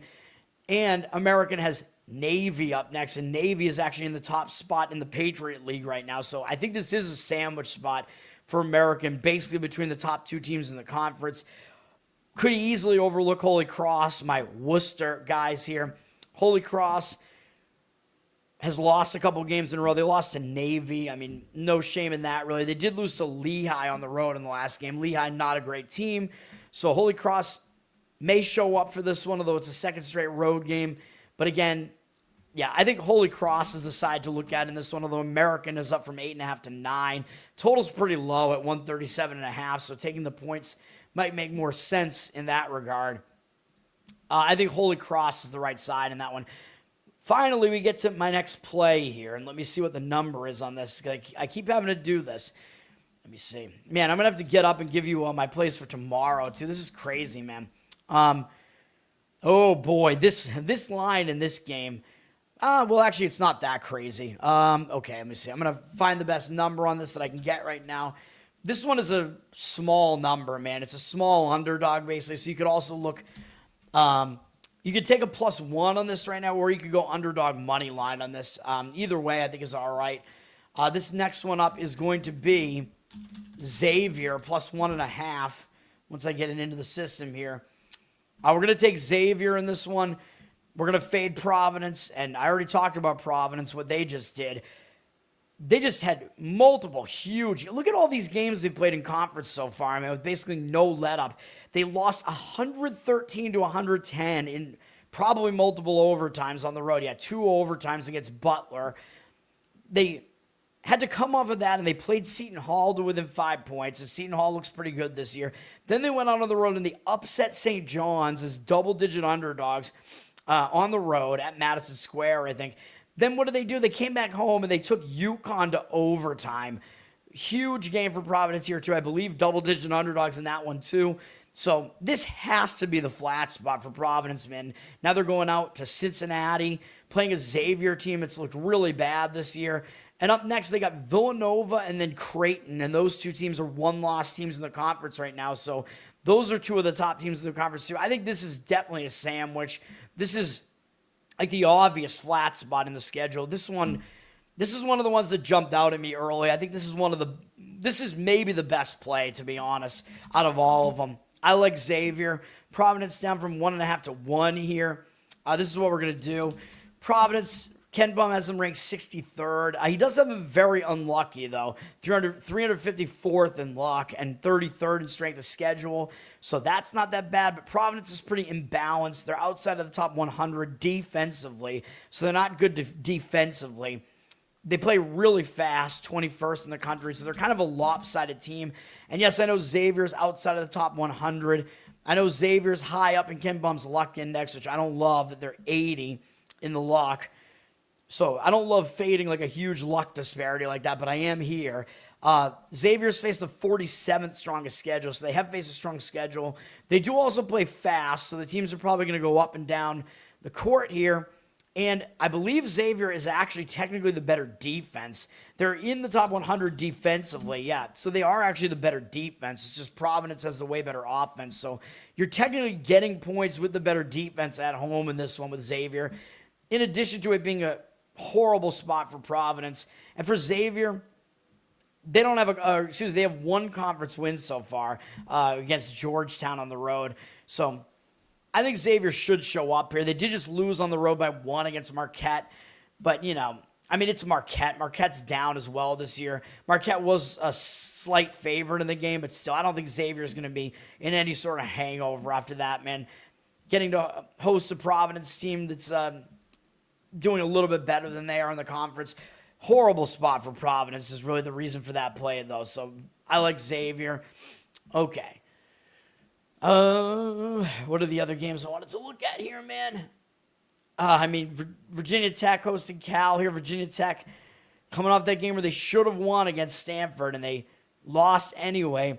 I guess maybe you could have argued it was going to be a hangover spot off of the Wake loss that ended a win streak for them, but Virginia Tech should have won and covered that game for us, man. Now Virginia Tech's coming off of that, and they do have SMU up next, so it's possible they look ahead to that, a ranked SMU team. Don't know if they're going to overlook a 13-3 Cal team, though.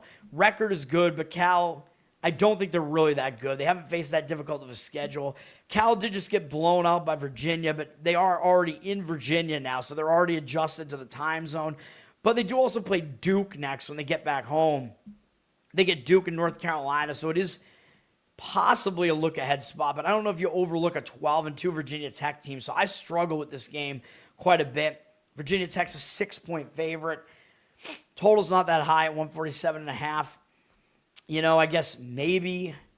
I don't know, man. I don't know. I guess I slightly lean towards Cal getting the points, but it's really not one that I like much at all.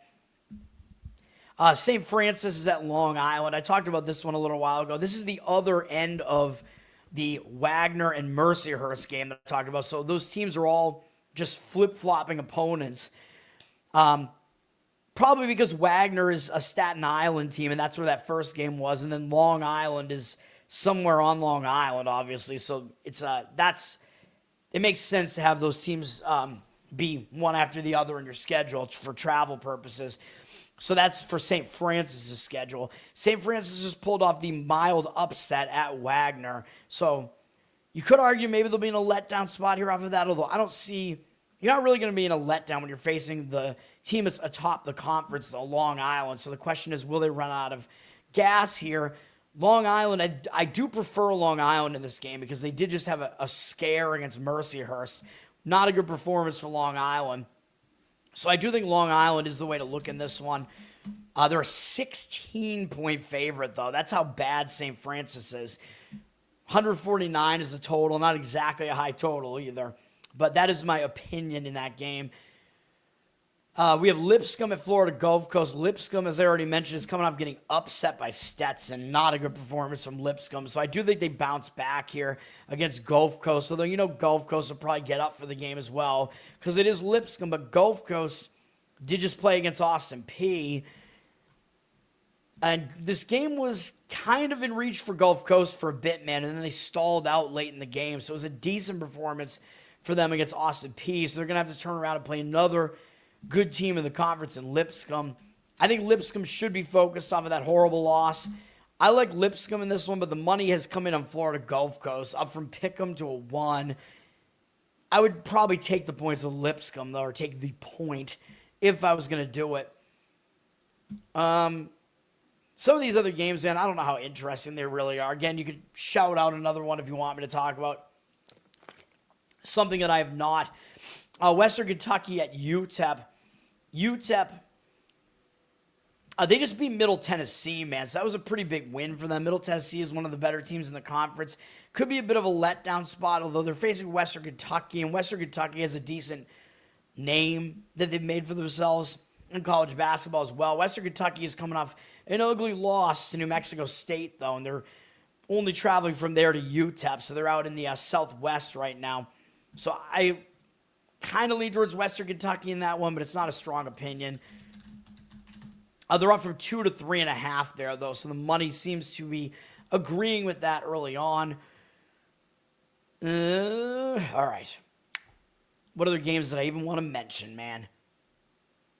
I mean, some of these games probably not worth mentioning. Although Illinois-Chicago is at Illinois State, as I talked about. Illinois State just had an ugly loss to Valpo. Now, maybe it'll hang them over because they lost a 4-game win streak, but I kind of think they bounce back here. They have Indiana State next. Indiana State has not been playing well, so I think Illinois State will be mad after that loss and will show up. But Illinois-Chicago is going to show up as well because they're kind of a little brother in Illinois. But they did just have a nice win over Southern Illinois in another little brother, big brother situation where I think Southern Illinois is also a big brother to them. So that was a decent win for them as well. So it might be difficult for them to maintain that effort 2 games in a row like that. I would lay it with Illinois State in that one if I was going to play it. The money has dropped the line from 12 to 11.5 in that one, so it seems to somewhat disagree with me on that one. Total pretty low at 142, so maybe you don't want to necessarily lay the points in that game. All right. Washington State at St. Mary's, kind of an interesting game at 5 p.m. on CBS Sports. It is a TV game. Washington State just beat their old Pac-12, Pac-2 rival in Oregon State. Both of the teams moved over to the West Coast Conference here in basketball. That is a big game for both teams, but Washington State's not going to overlook St. Mary's either, though, man. And they do play Gonzaga next too, but again, it's playing St. Mary's is a big deal. They're one of the best teams in the conference, quite obviously. St. Mary's coming off that win over Seattle. We had St. Mary's in that game. I thought Seattle was in a bad spot coming off of that huge game, I think, against Gonzaga. So St. Mary's got it done for us. St. Mary's does have San Francisco and then Santa Clara next. So they might actually overlook Washington State with those next games up, man. It depends on how much stock they put into, like, how big is the game against Washington State, because they are a former big boy, a former Pac-12 team. I don't know. I kind of lean towards taking the points here, actually, with Washington State, but you know you're getting them as an underdog, a 15.5-point underdog, total at 141.5, and St. Mary's plays really slow, so sometimes it does make sense to take points against them because they play so slow. Okay. Whew.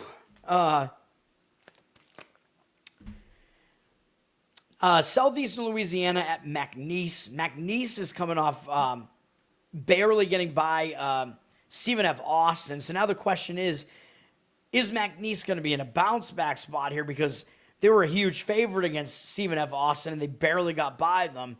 Or is McNeese going to be in like a hangover spot or a letdown spot because that was a big win over Stephen F. Austin, because they gave Stephen F. Austin their first conference loss?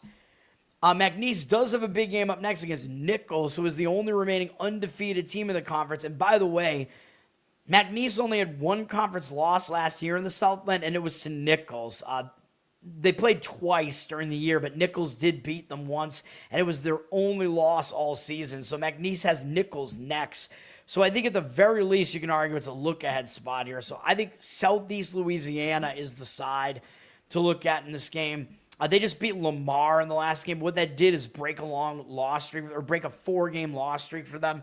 So I think that should have them in a better position in this game here. So I like Southeast Louisiana in this one. McNeese, of course, they're not exactly the same team they were the last couple of years, although they're still the team to beat in this conference until we see otherwise. They're down from a 17-point favorite to a 16.5-point favorite here. Total is low at 138.5, so the points are worth more. Makes more sense to take the points. Southeast Louisiana is my opinion in that one. And I think we've gone through all of my my leans that are not on my card now. In my card, we still have not hit all the games. So I have a lot of later games here, apparently. I didn't really think about it when I was going through it all. All right. Marshall and Liberty. Are they...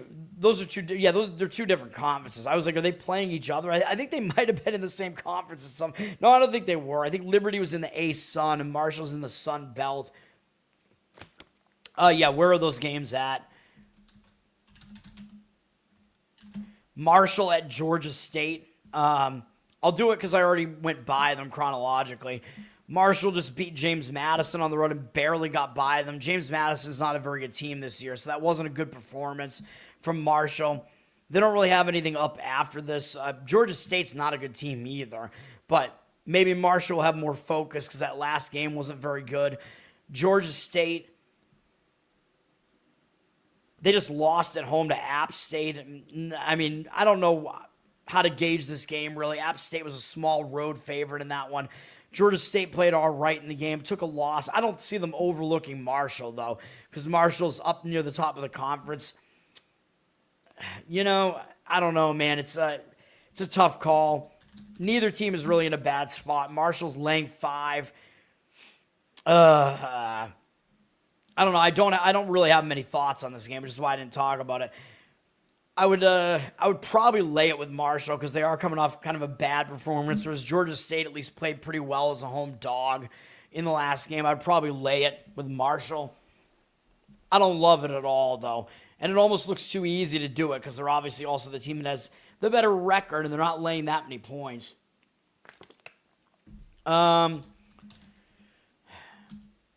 Liberty. Oh, I already went by Liberty. This is I actually do have some thoughts on this game. Liberty is at Sam Houston. I mean, I think Sam Houston's one of the unluckiest teams right now. I think they're one of the most overlooked teams right now. Liberty, Liberty's on a roll. They've won a bunch of games in a row, 6 games in a row. They just beat La Tech. That's not a huge win, though, or anything. So this kind of comes down to numbers, I think, where both teams should show up. But I think Sam Houston's getting overlooked, I think, man. Liberty, their next game is against New Mexico State, so it is possible that game is bigger to them because they're higher up in the standings. Sam Houston, where are they at? Yeah, they're 1-3 in conference right now. But Sam Houston, I think they're better than they look. They did just get a win against Delaware to give them some new momentum. And I'll show you how underrated Sam Houston is. Oh, KenPom only has them 278th in luck. I thought they were going to be lower than that, but still, they're pretty unlucky. They're at 122nd in KenPom's rankings, so that Sam Houston team is not bad. In fact, they're not that much worse than Liberty, who KenPom has at 101 in the rankings, and he has Liberty very lucky at 12th in the country in luck. So, as you can tell, I do like Sam Houston in that game.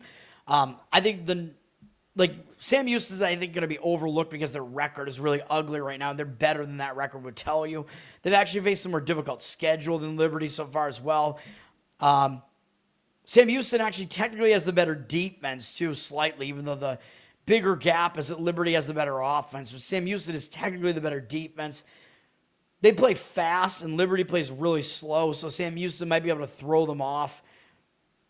As far as tempo is concerned, you're getting 1.5 with Sam Houston. Liberty up from 1 to 1.5. I lean Sam Houston in that one. All right. That one, I feel, obviously, I feel more strongly, whatever, about that one than the other game, than the Marshall one, where I really don't have a good gauge on the Marshall one at all. Okay. Yeah, I mean, I don't know. I was going to talk about Big Sky, but there's not a whole lot going on with the Big Sky right now. Yes, sir. I don't want to force a play on anything either, though. But yeah, Sam Houston. I mean, it was a game that I sort of eyed. 6 p.m. on ESPN. I think this might be a game where we have. Is this one of the ones? I think this might be one of the ones where we have an unranked favorite against a ranked opponent, and this is number 15 Arkansas at Auburn.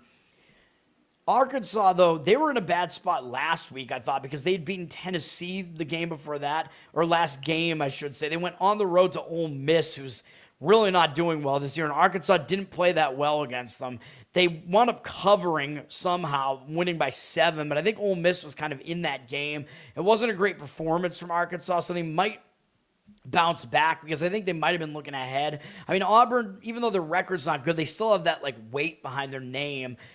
Auburn is coming off that game that I talked about already, though, where they had kind of a heartbreaker against Texas A&M, although Auburn, you could argue, well, Auburn was the favorite in the game, so maybe they should be more focused here off of that, maybe. But that game, I liked Texas A&M in that game, by the way, because Auburn was coming off that other huge game against Georgia the game before that, which I think went into overtime, and they had Arkansas on deck, so Texas A&M was kind of on my short list that night, and they did obviously cover and win outright.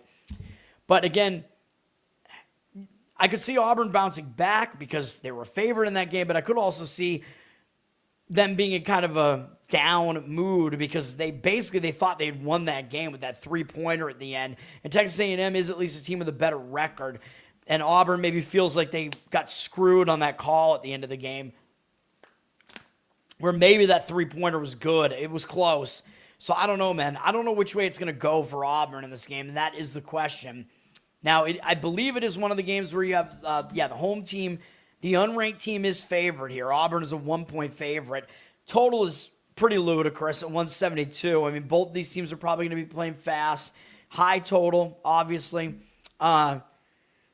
Just because it is unranked favorite against ranked underdog, I would probably still lean to Auburn in the game, but it's kind of tough to get there with that one, man. Especially because it looks like Arkansas is, I don't know. Actually, I don't even know if I would agree with that. I mean, Arkansas is kind of in a, Arkansas is actually in an easier spot here, man, because they just didn't play well against a bad Ole Miss team. Auburn played a really, really difficult game that ended in kind of heartbreaking fashion against A&M. So you know what? I actually don't like it. I actually would lean Arkansas in that game now that I think about it. Even though, dude, I just have a tendency to go, oh my God, unranked favorite. Like, I always love the unranked favorites, but in that one, I actually probably slightly lean Arkansas with the situation there. Wake Forest at North Carolina for Garrett here. Number 17, North Carolina. Wake Forest is coming off a close game against Miami. Wake, I think, was a small favorite at home against Miami there. They're not going to overlook North Carolina, though. I know Miami's on the upswing here, but Wake, yeah, I mean, they'll show up for North Carolina, you got to think. I don't know how tough that game really was against Miami. They lost the game, but obviously, huge deal for Wake to be playing North Carolina, one of the in-state biggest brothers. And North Carolina could be in a bit of a hangover spot because they did just lose like a 7-game win streak with that loss to SMU. So, again, when you lose a win streak like that, sometimes it will hang you over. And they've had a week off, which I don't really think is that good because, again, I think that loss just kind of lingers the whole week. So I don't love it, really, for North Carolina. I kind of lean to Wake in this game. North Carolina is up from a 9 to a 10.5 point favorite, though. I don't know. Maybe because they've been off all week. Wake Forest, did they play in the middle of the week? I'm not sure. They did. So Wake has less rest here, but I tend to think rest is a little bit less of a big deal, although I guess when you've been off for a week, I guess it kind of means something, but I still think that loss for North Carolina just ended their momentum. So I think I would take the points with Wake, especially because they're in the little brother role as well. The line's up to 10.5.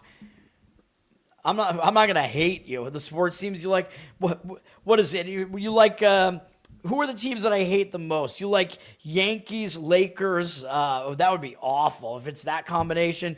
Yankees, Lakers. I don't know. What team do I hate the most in the NFL now? It was the Patriots for a while when I hated Belichick and Brady, but they're not my most hated NFL. I don't even know. Who do I hate in the NFL now? I don't even know. I don't really have much hatred in the NFL at this point. Oh, God, why? Why the Falcons? Falcons, Lakers, Yankees, none of that makes any sense, man. Obviously, the Falcons I don't hate. Why that mix of teams? That's just bizarre. I don't know. I mean, well, there are guys that'll be like, yeah, man, like I like the Lakers, I like the Yankees. I'm like, it's like that's just because you're choosing like the teams that have the most championships, or actually the Celtics have the most championships over the Lakers. So that would be even crazier. Like somebody who likes the Celtics and the Yankees. I actually knew a guy who did. One of the guys that was on my intramural basketball team, and we had him because he was tall and he got a lot of rebounds, although he couldn't shoot. But he was one of the 3 players that we had who didn't go to my school. So I think I've told this story before. I don't want to like make this show go longer, but yeah, like we got in trouble for using 3 guys that weren't on that didn't go to our school because another team told on us because they were pissed.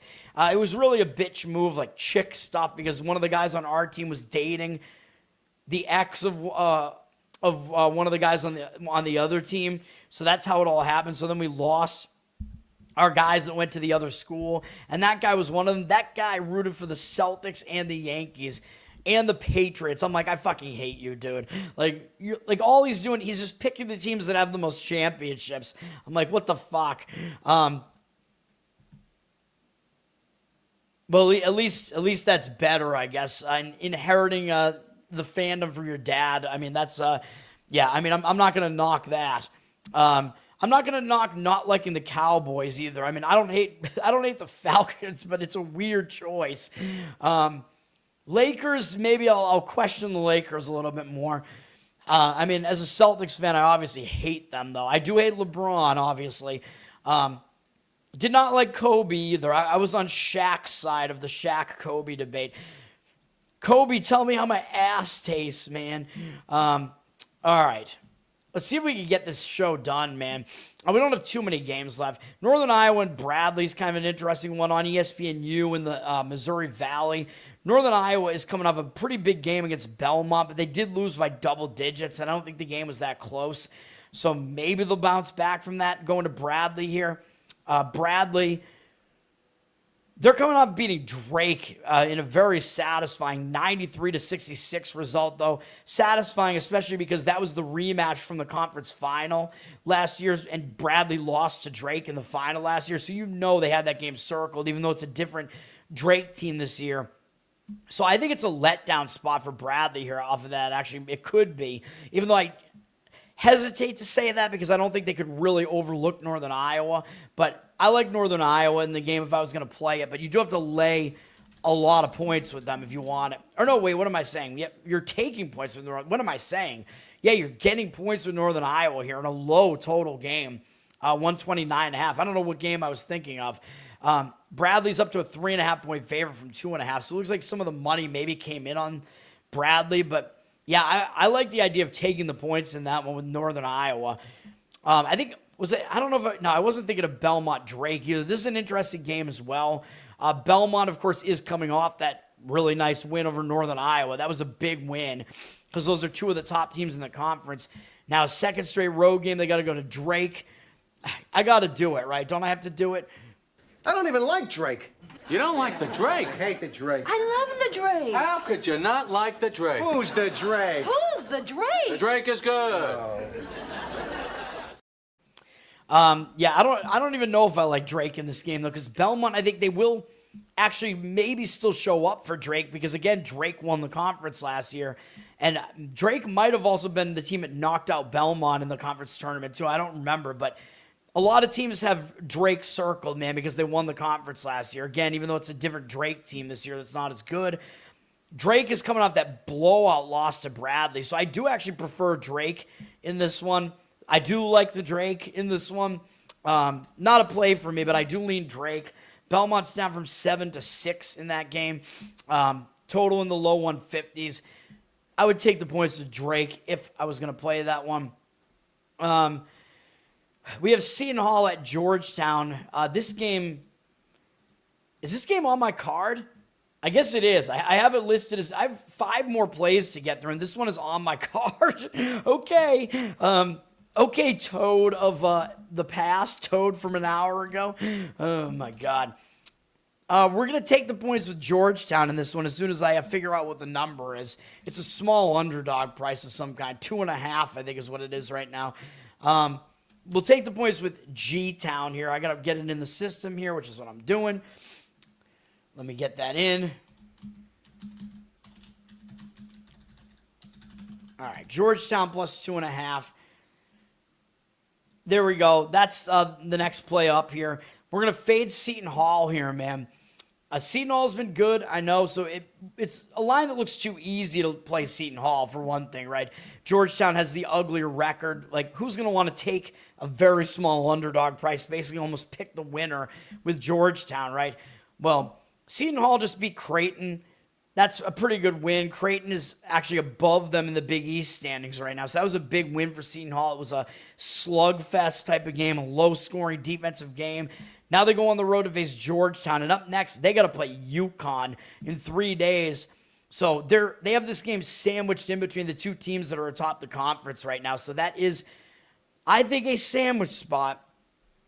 Georgetown is still not a team that's really drawing much attention here, and I don't think they're good, but I think they could show up in this game. Georgetown has lost 2 in a row. They did just lose at DePaul, although I think DePaul was actually favored in that game, like I said, but losing to DePaul is still kind of ugly, man. You got to think Georgetown will show up for a game against Seton Hall.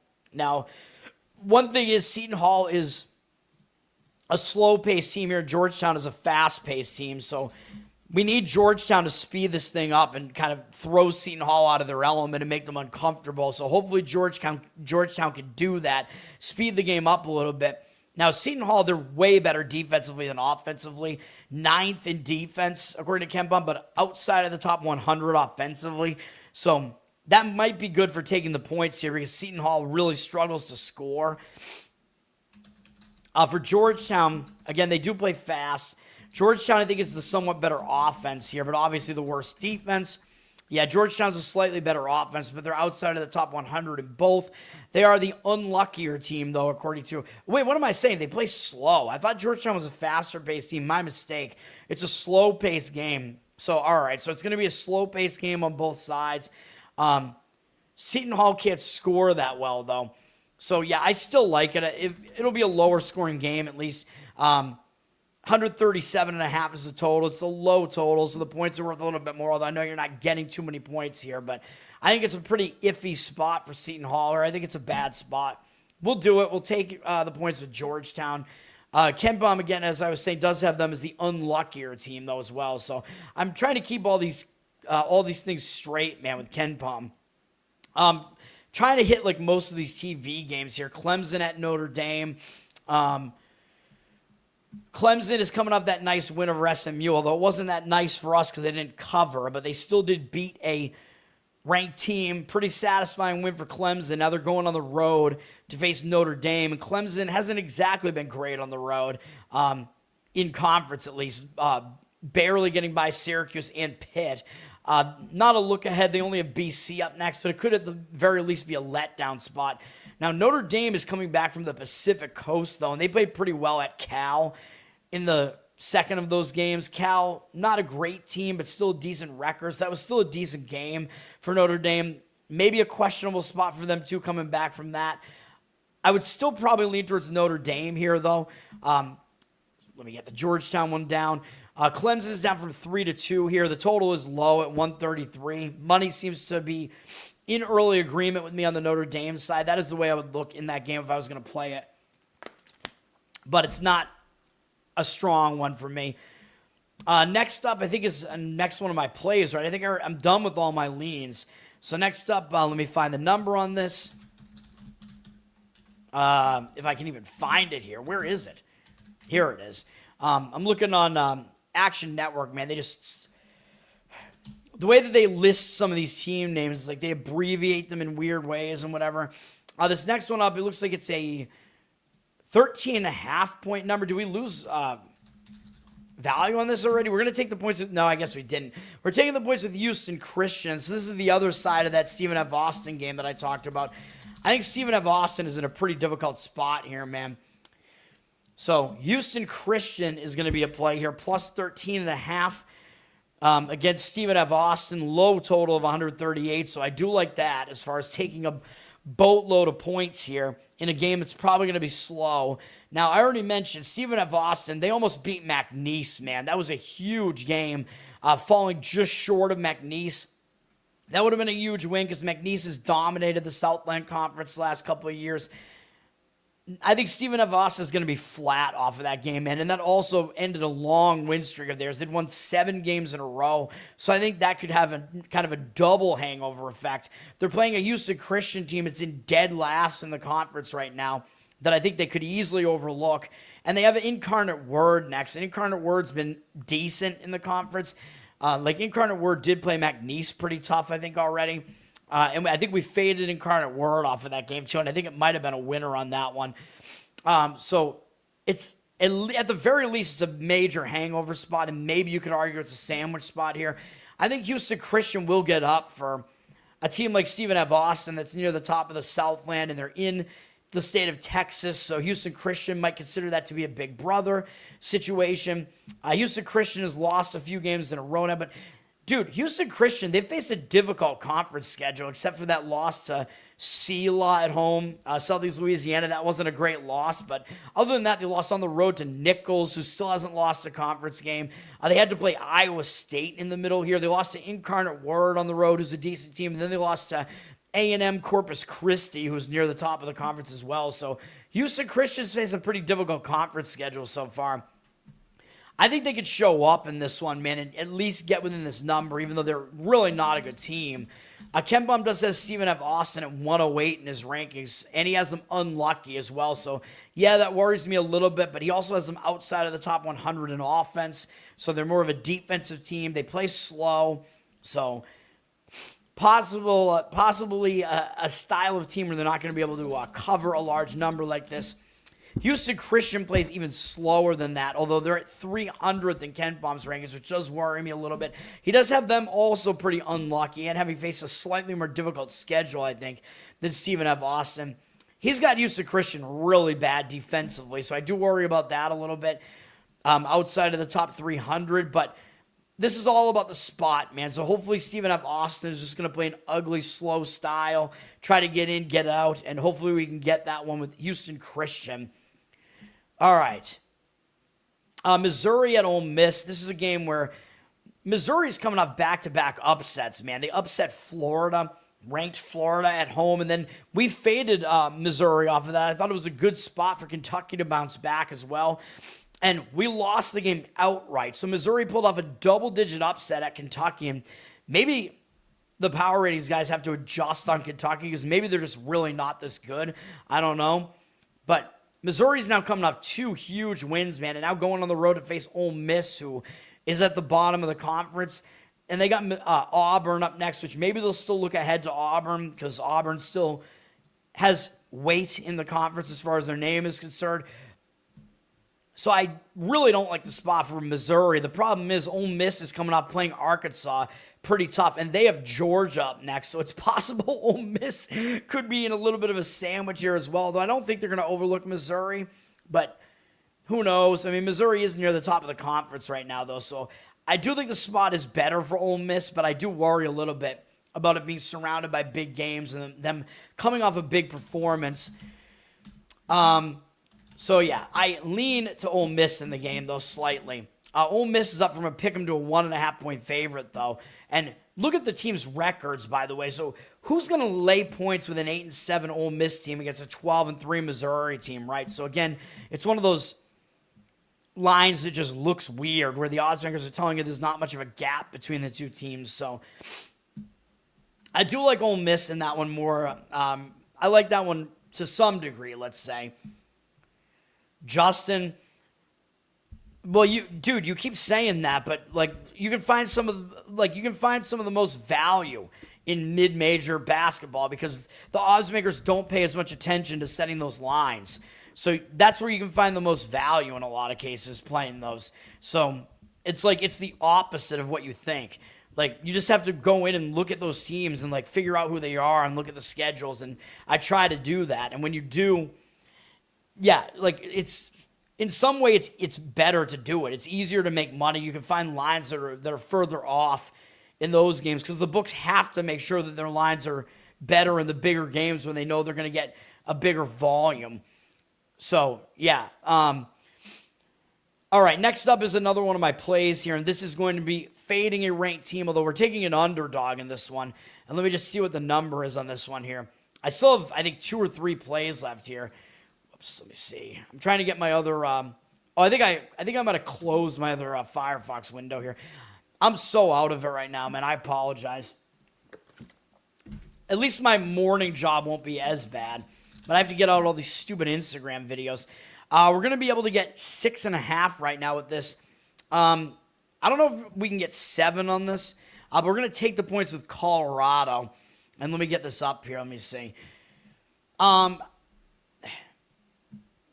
Yeah, I mean, I don't know if I can weigh, like, you know, if I can give you the weights on these, like, how strongly I feel about each one of these plays. I usually just play them all at the same amount, though, and hope to win more than I lose. But I think Colorado might be one of the weaker. I think Houston Christian and Colorado are probably 2 of my least favorite. Xavier is my favorite, I think, though. But we're going to be on Colorado plus 6.5 against Texas Tech.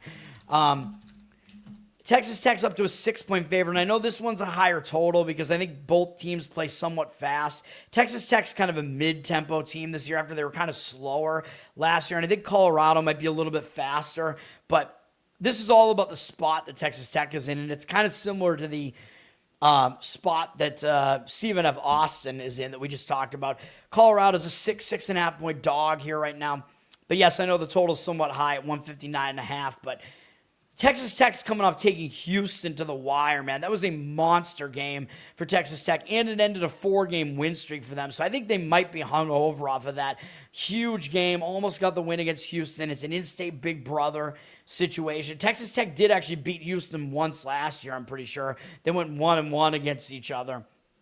Now Texas Tech has to go into elevation, and this is only their 3rd road game of the year. And by the way, they're 0-2 on the road, although they lost to Illinois and Houston. Obviously, Colorado's not as good as those 2 teams, but Texas Tech hasn't been quite as good on the road, at least.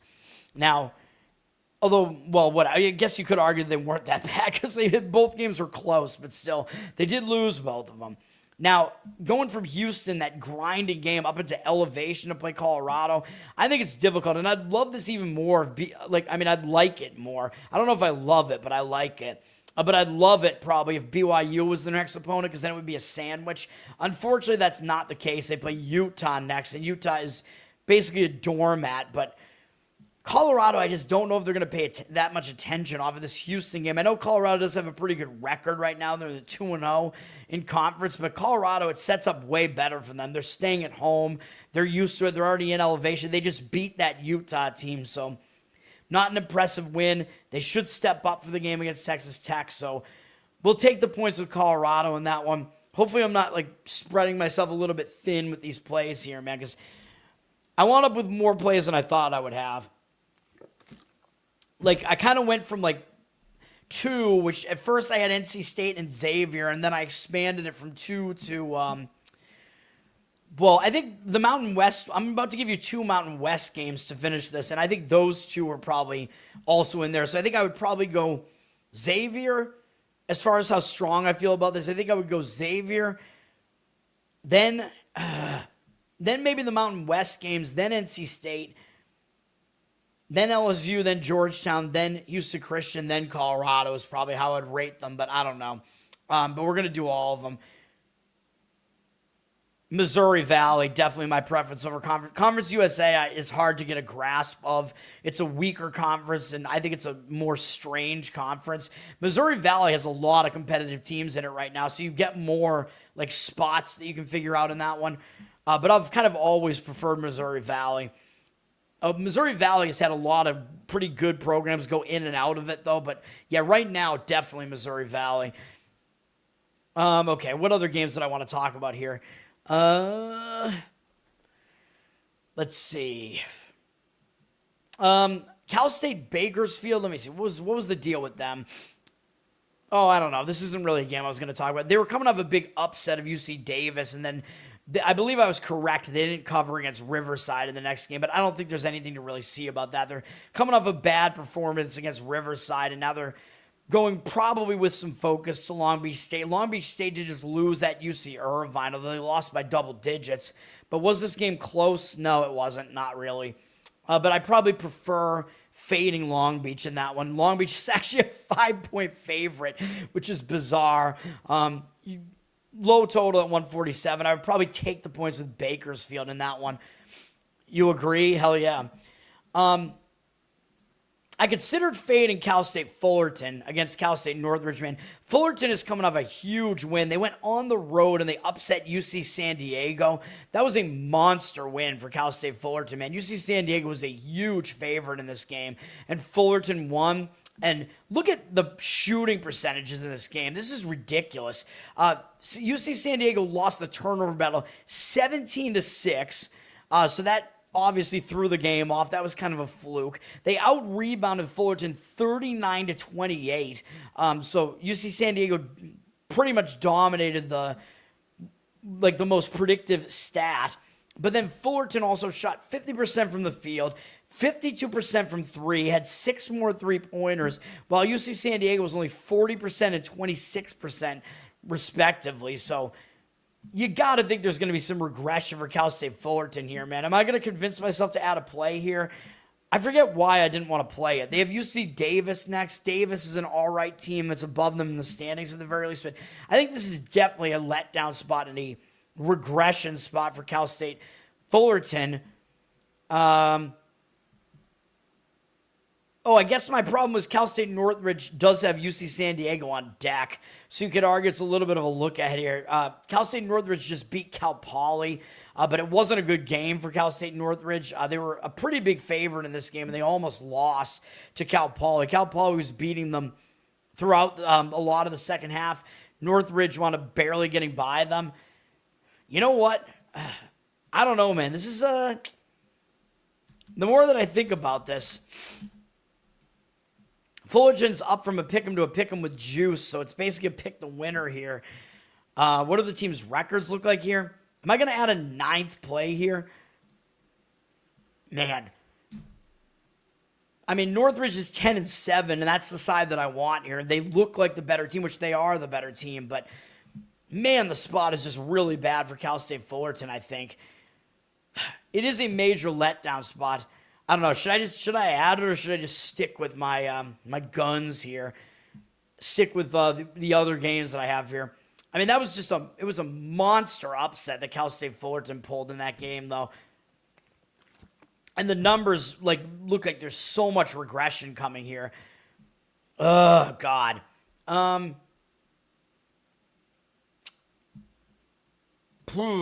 thinking about it. I don't want to take too long here, though. I'm worried that Cal State Northridge is going to be looking ahead a little bit, but that last game they played was bad. Yeah, let's add it. We'll have a 9th play. Dude, my Instagram, oh my God, I don't want to have to do all this Instagram shit, but oh my God, hold on. Yeah, I just think it's I don't know. I like it a little bit too much to leave it off. We're going to be on CS-Northridge. Let's see. +1, I guess is what the number is here. A lot of the books are kind of screwing you with the juice here, so a money line makes sense as well. I don't think you can find it at a money line underdog price right now, though. So the +1, is what makes sense here, I guess. And then, I think that's what I have to do. Okay, making sure I get that in there. All right, I'm gonna add it. I'm adding it to the banners right now. Dude, so much to get through here, but we're almost done at 2 hours. Holy shit. We'll do Cal State Northridge +1. Let me edit it here. God. Dude, I hate StreamYard's new system here where they default to a 10-second timer, and then when you have everything up, like when you try to edit one of the banners and you have the creative banner up, they scroll into each other. It's so bad. If anybody doesn't use a StreamYard, they'll know what I'm talking about. But yes, Cal State Northridge is the play there, +1. All right. Let's get this done, man. We do have Texas at Alabama on ESPN at 8 p.m. Alabama coming off that loss to Vandy, man. That was a big game for both teams. It was a close game. I think this could be a hangover spot for Alabama, and it did end a 4-game win streak for them as well. They're going up against Texas here. Now, Texas is coming off a double-digit loss at Tennessee. I don't think that game was that close. Yeah, it's a second straight road game, but I think you're probably going to get an effort at least out of Texas here. I know Alabama doesn't really have a big game up next, I don't think, but I think it is at the very least a hangover spot for them. Yeah, they only play Mississippi State next, although Mississippi State is technically ahead of them in the conference for now. I lean Texas in this one. Is a very high total in this one, though. So the points, taking the points is a little bit less tempting when it's a 176 total, although it dropped a little bit. But Alabama's down from 12.5 to 12 there. I would take the points if I was going to play it. Molly Miller, Arizona State women's basketball. No, I don't know who she is. Is she hot? What's the deal with that? I don't follow women's at all, except I always see that huge fat chick on Iowa State that keeps getting posted all the time. Audi Crooks or whatever. Her name is Audi, and she's as big as an Audi vehicle. San Francisco at Pepperdine. San Francisco's coming off a pretty tough game, tough loss against Loyola Marymount. Now, second straight road game going to Pepperdine, and they do have St. Mary's up next. So this does look kind of sandwichy to me for San Francisco here. And maybe San Francisco's not quite as good as we thought they were early in the season. They're not playing that well right now. Pepperdine, they just lost pretty badly to San Diego, and I talked about that game when it happened. I liked San Diego in that one, and I was correct about that one. It was not on my card, but Pepperdine, they had played Pacific on the road really close as a big underdog, and they had this San Francisco game up next. So I thought it was a sandwich spot for Pepperdine in that one. And now that they're back home, now I think it's kind of a sandwich spot for San Francisco. So I like Pepperdine in this one. San Francisco's down from 9 to 8.5 here. The total is 139, so it's not a high total, really. So, yeah, that's the way I would go in that game. Pepperdine would be the way I would play that game. But, San Francisco against Loyola Marymount, I guess, because Loyola Marymount's kind of in the middle of the standings or whatever. I'm kind of just not considering that to be like a monster game or anything. All right. What other games do we want to finish with here? I know I'm skipping some of the big conference games. Some of them are just kind of uglier games that I don't care as much about. You covered, what are we talking about? Oh, is she a coach? Oh, all right. I'll look her up. Arizona State's 15-1. So they have a good women's program right now. I'll do a special where I fill out the women's bracket when it comes up. I think I did last year too. I usually do pretty well in the women's bracket, although last year I don't remember if I had the right champion last year or not. I definitely did the previous year. I think I might have last year too. UC San Diego's at UC Riverside. I think UC San Diego is going to be pissed off, man. They got to bounce back from that. I showed you the stats in that loss already against Fullerton. There's going to be a lot of progression here. UC San Diego is going to play a better game here, man. I would not want to be UC Riverside in this one. I think they're going to get drilled in this one. Riverside is coming off that game where they played okay as an underdog, coming to within 1 point. I think they were an underdog at Bakersfield. I know this is a big game against UC San Diego, but UC San Diego, I expect a much better performance from them out of that last game. It would be UC San Diego minus the points or pass for me in this one, and I am passing, of course, but they're down from 10.5 to 9, so some of the early money kind of came in against them in that one for whatever reason. Middle Tennessee at New Mexico State. Middle Tennessee might be in a bounce-back spot. Here's some CUSA for you. They just lost to a pretty ugly UTEP team who's at the bottom of the conference. Not a good loss for Middle Tennessee there on the road. I think they could bounce back from that going to New Mexico State here. New Mexico State's probably not going to overlook Middle Tennessee, but they do play Liberty next. And New Mexico State is coming off beating Western Kentucky, which I think is always a fairly satisfying win because they've been a decent team for a while. So I would take the points with Middle Tennessee if I was going to play that one. It's a 3.5 spread on that one with New Mexico State laying the points in that one. I would take the points with Middle Tennessee if I was going to play that one, though. And then SEC Network has Mississippi State at Kentucky. What do we do with Kentucky, man? Mississippi State just beat OU, Oklahoma, by a pretty good margin there. They go on the road to Kentucky, but Kentucky's really struggling, man. So it's possible Mississippi State overlooks them because they play Alabama next. So I kind of like Kentucky in this spot. They got to right the ship here, man. They just lost as a double-digit favorite, and we got caught. Well, we got caught. I don't know, but we lost the game. We lost the play on that one. I think they got to bounce back, man. You lose as a double-digit favorite at home. That's not good. So this game, I think I would lean to Kentucky in this one. They're laying 11.5 points now, up from 9, and it's another one of those games where it's a misleading line. I know you've lost a little bit of value on this, but I could only lay the points here. But Mississippi State has the better-looking record, so again, the public is going to see this and probably think, holy crap, like there's a ton of value getting points here.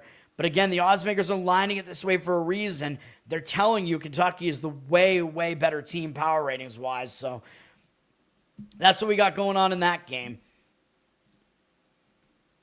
Missouri State and New Mexico State. Interesting. We're talking about men's now. Is that men's basketball? Their players are talented. All right. What else do we have here? Utah State and Boise State. It's on CBS Sports. This is a good one, man. These are probably the top two teams in the Mountain West. This is a good game. And I do not have a play on this one, I don't believe. But yeah, I don't think I do. But Utah State, they're coming off an easy win over Air Force. They've faced an easy conference schedule so far, man. So even though, their power rate is the best team in the conference, they got to step up a little bit in class to face Boise here now, man. After they face Colorado State, Fresno State, San Jose State, and Air Force, those are a lot of the drags for the most part of the Mountain West. Now they're on the road at Boise. Maybe not an easy game for them, man, although they should get up for the game, but I think Boise is going to be more up for it. And we faded Boise in their last game because they were coming off a grueling triple overtime game against San Diego State. That was a huge game, and they had Utah State on deck. So we got Grand Canyon right the other day, and it was a bad game for Boise State. Grand Canyon won by 17 as 8.5-point dogs in that one. So you got to think Boise State's going to be in a better spot here to bounce back after that pretty bad performance. So I prefer Boise State in this game.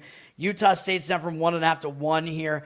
I believe Utah State likes to play fast, too. I believe this is a tempo mismatch type of game or tempo collision, if you want to call it that. Utah State is in the top third in tempo, at least, and Boise plays quite slow. They're in like the bottom third. So Boise will try to slow this thing down. And I believe they're the better defense as well. Yeah, it's not by much, though. Utah State's a more balanced team, but you're getting the slightly better defense in Boise as well at home, getting a point or so there. Men's, yeah.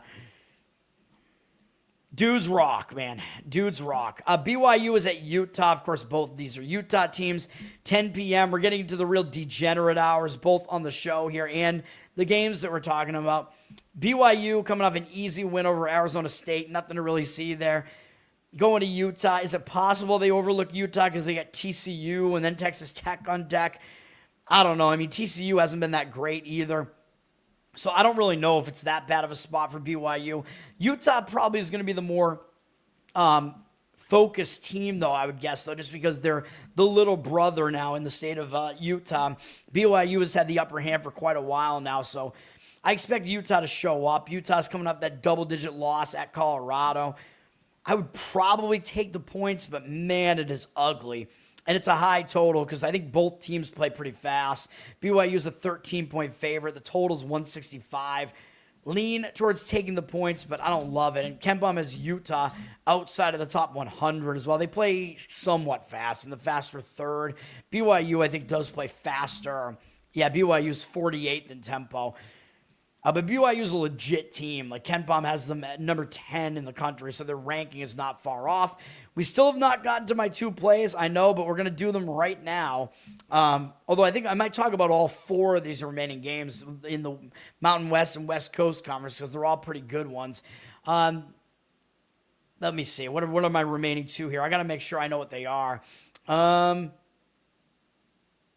Oh, shit. I think I skipped one. My apologies. I'm pretty sure. Actually, I skipped one. I'm not going to talk about the Fresno game, even though it's on CBS Sports. That game sucks. Where's the other game? How did I miss it? My apologies, guys. You know how I talked about Grand Canyon pulling off that big win over Boise State? Well, we're going to grab San Jose State. We're going to fade Grand Canyon off of that. A lot of times I'll fade a team that I played on if I did it with success, man. So I zigzag myself, basically. We're going to get, let me see here. Grand Canyon, where are they at? My mistake. I'm looking at the at Action Network here. My apologies. I'm in a different window here, so I'm just basically talking to myself. I apologize. Yes, we can find 16.5, actually with reduced juice at some places. So that looks like the best number right now on San Jose State. That's what we're going to do. I know they're an ugly team for sure. Grand Canyon's kind of ugly too, though. Let's add this one in. San Jose State plus 16.5 is the play. I know we got a ton of plays here, man, but that's, yeah, way more than I had last week. But we're going to fade Grand Canyon, man. Grand Canyon just pulled off.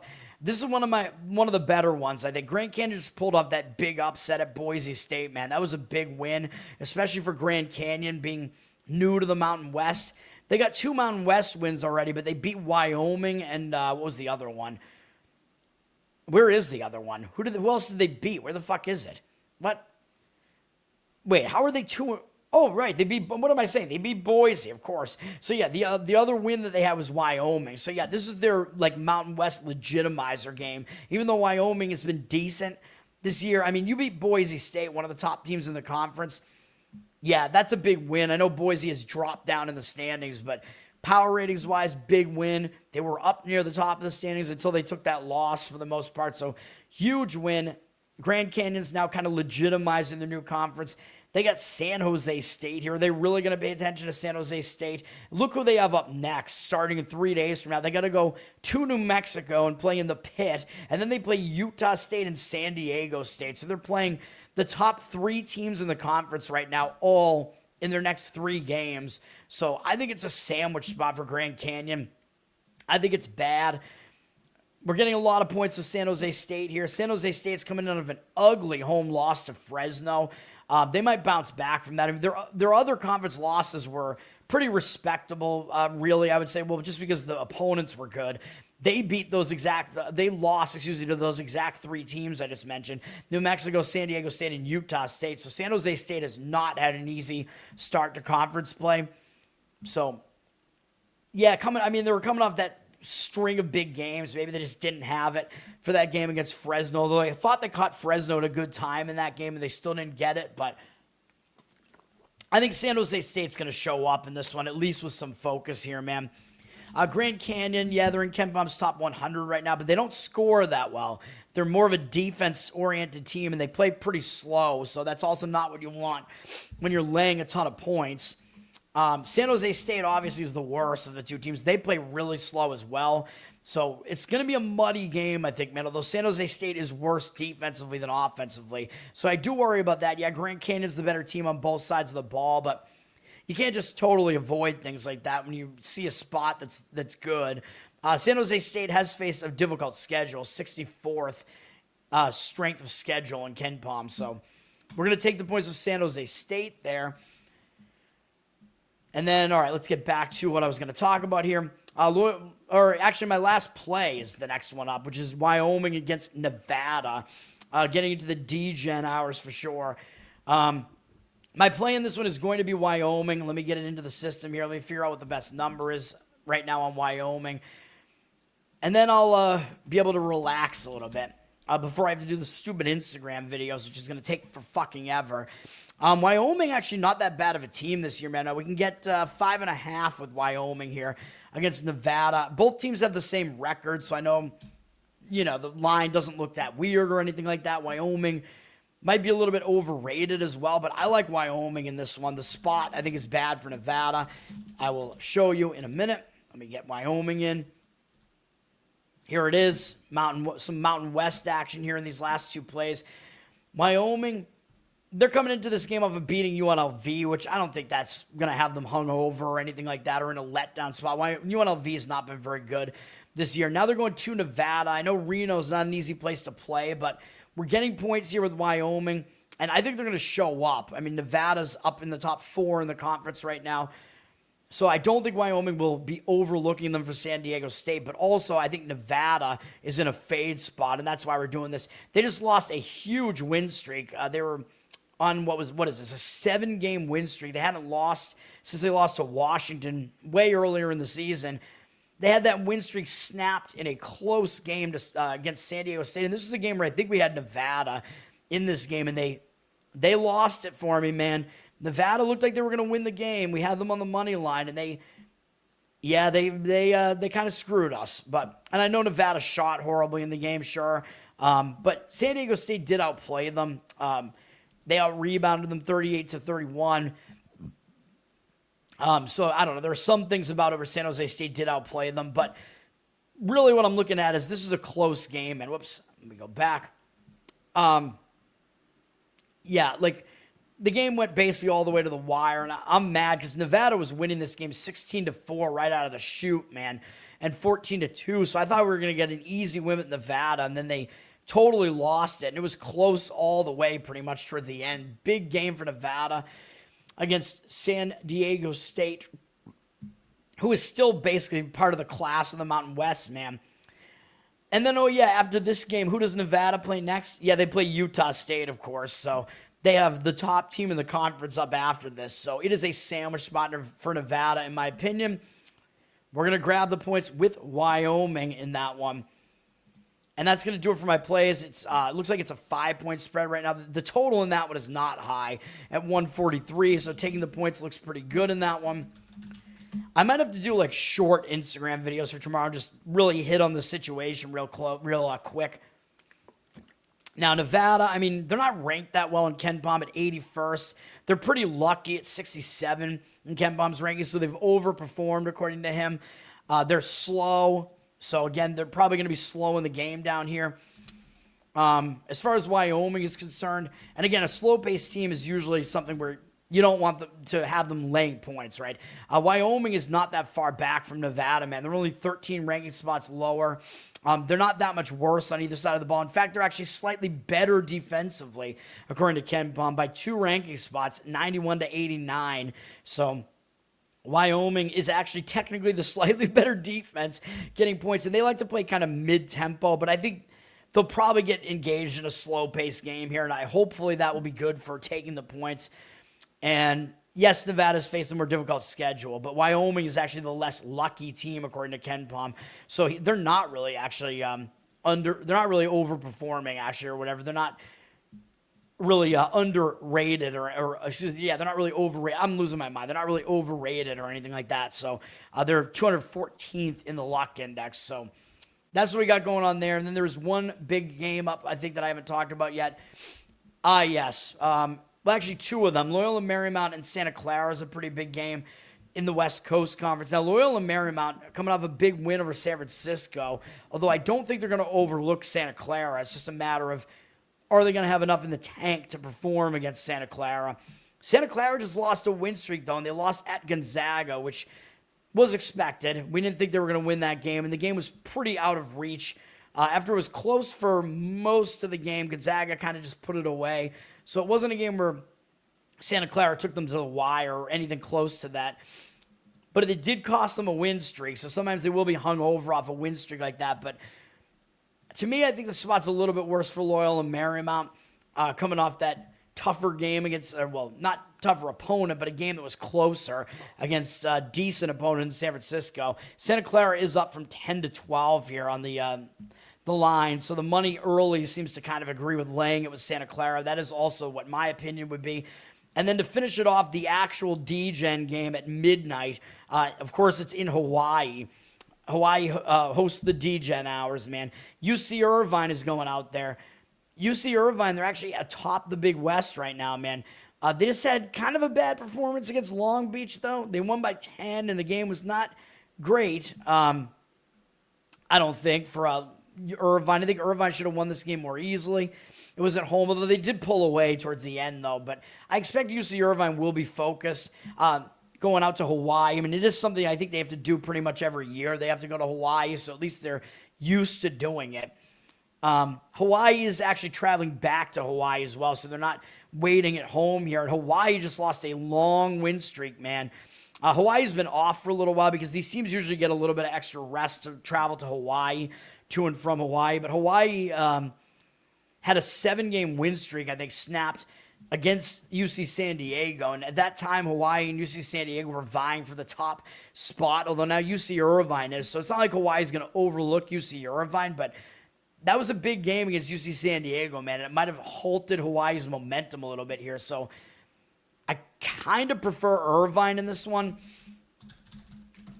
Coming off the easier game, you're getting 5.5 points with them. Hawaii's the favorite. Hawaii actually might be the best team in the Big West right now, power ratings-wise, because UC San Diego's fallen off a little bit. Total 138, still low. I would probably take the points in that one.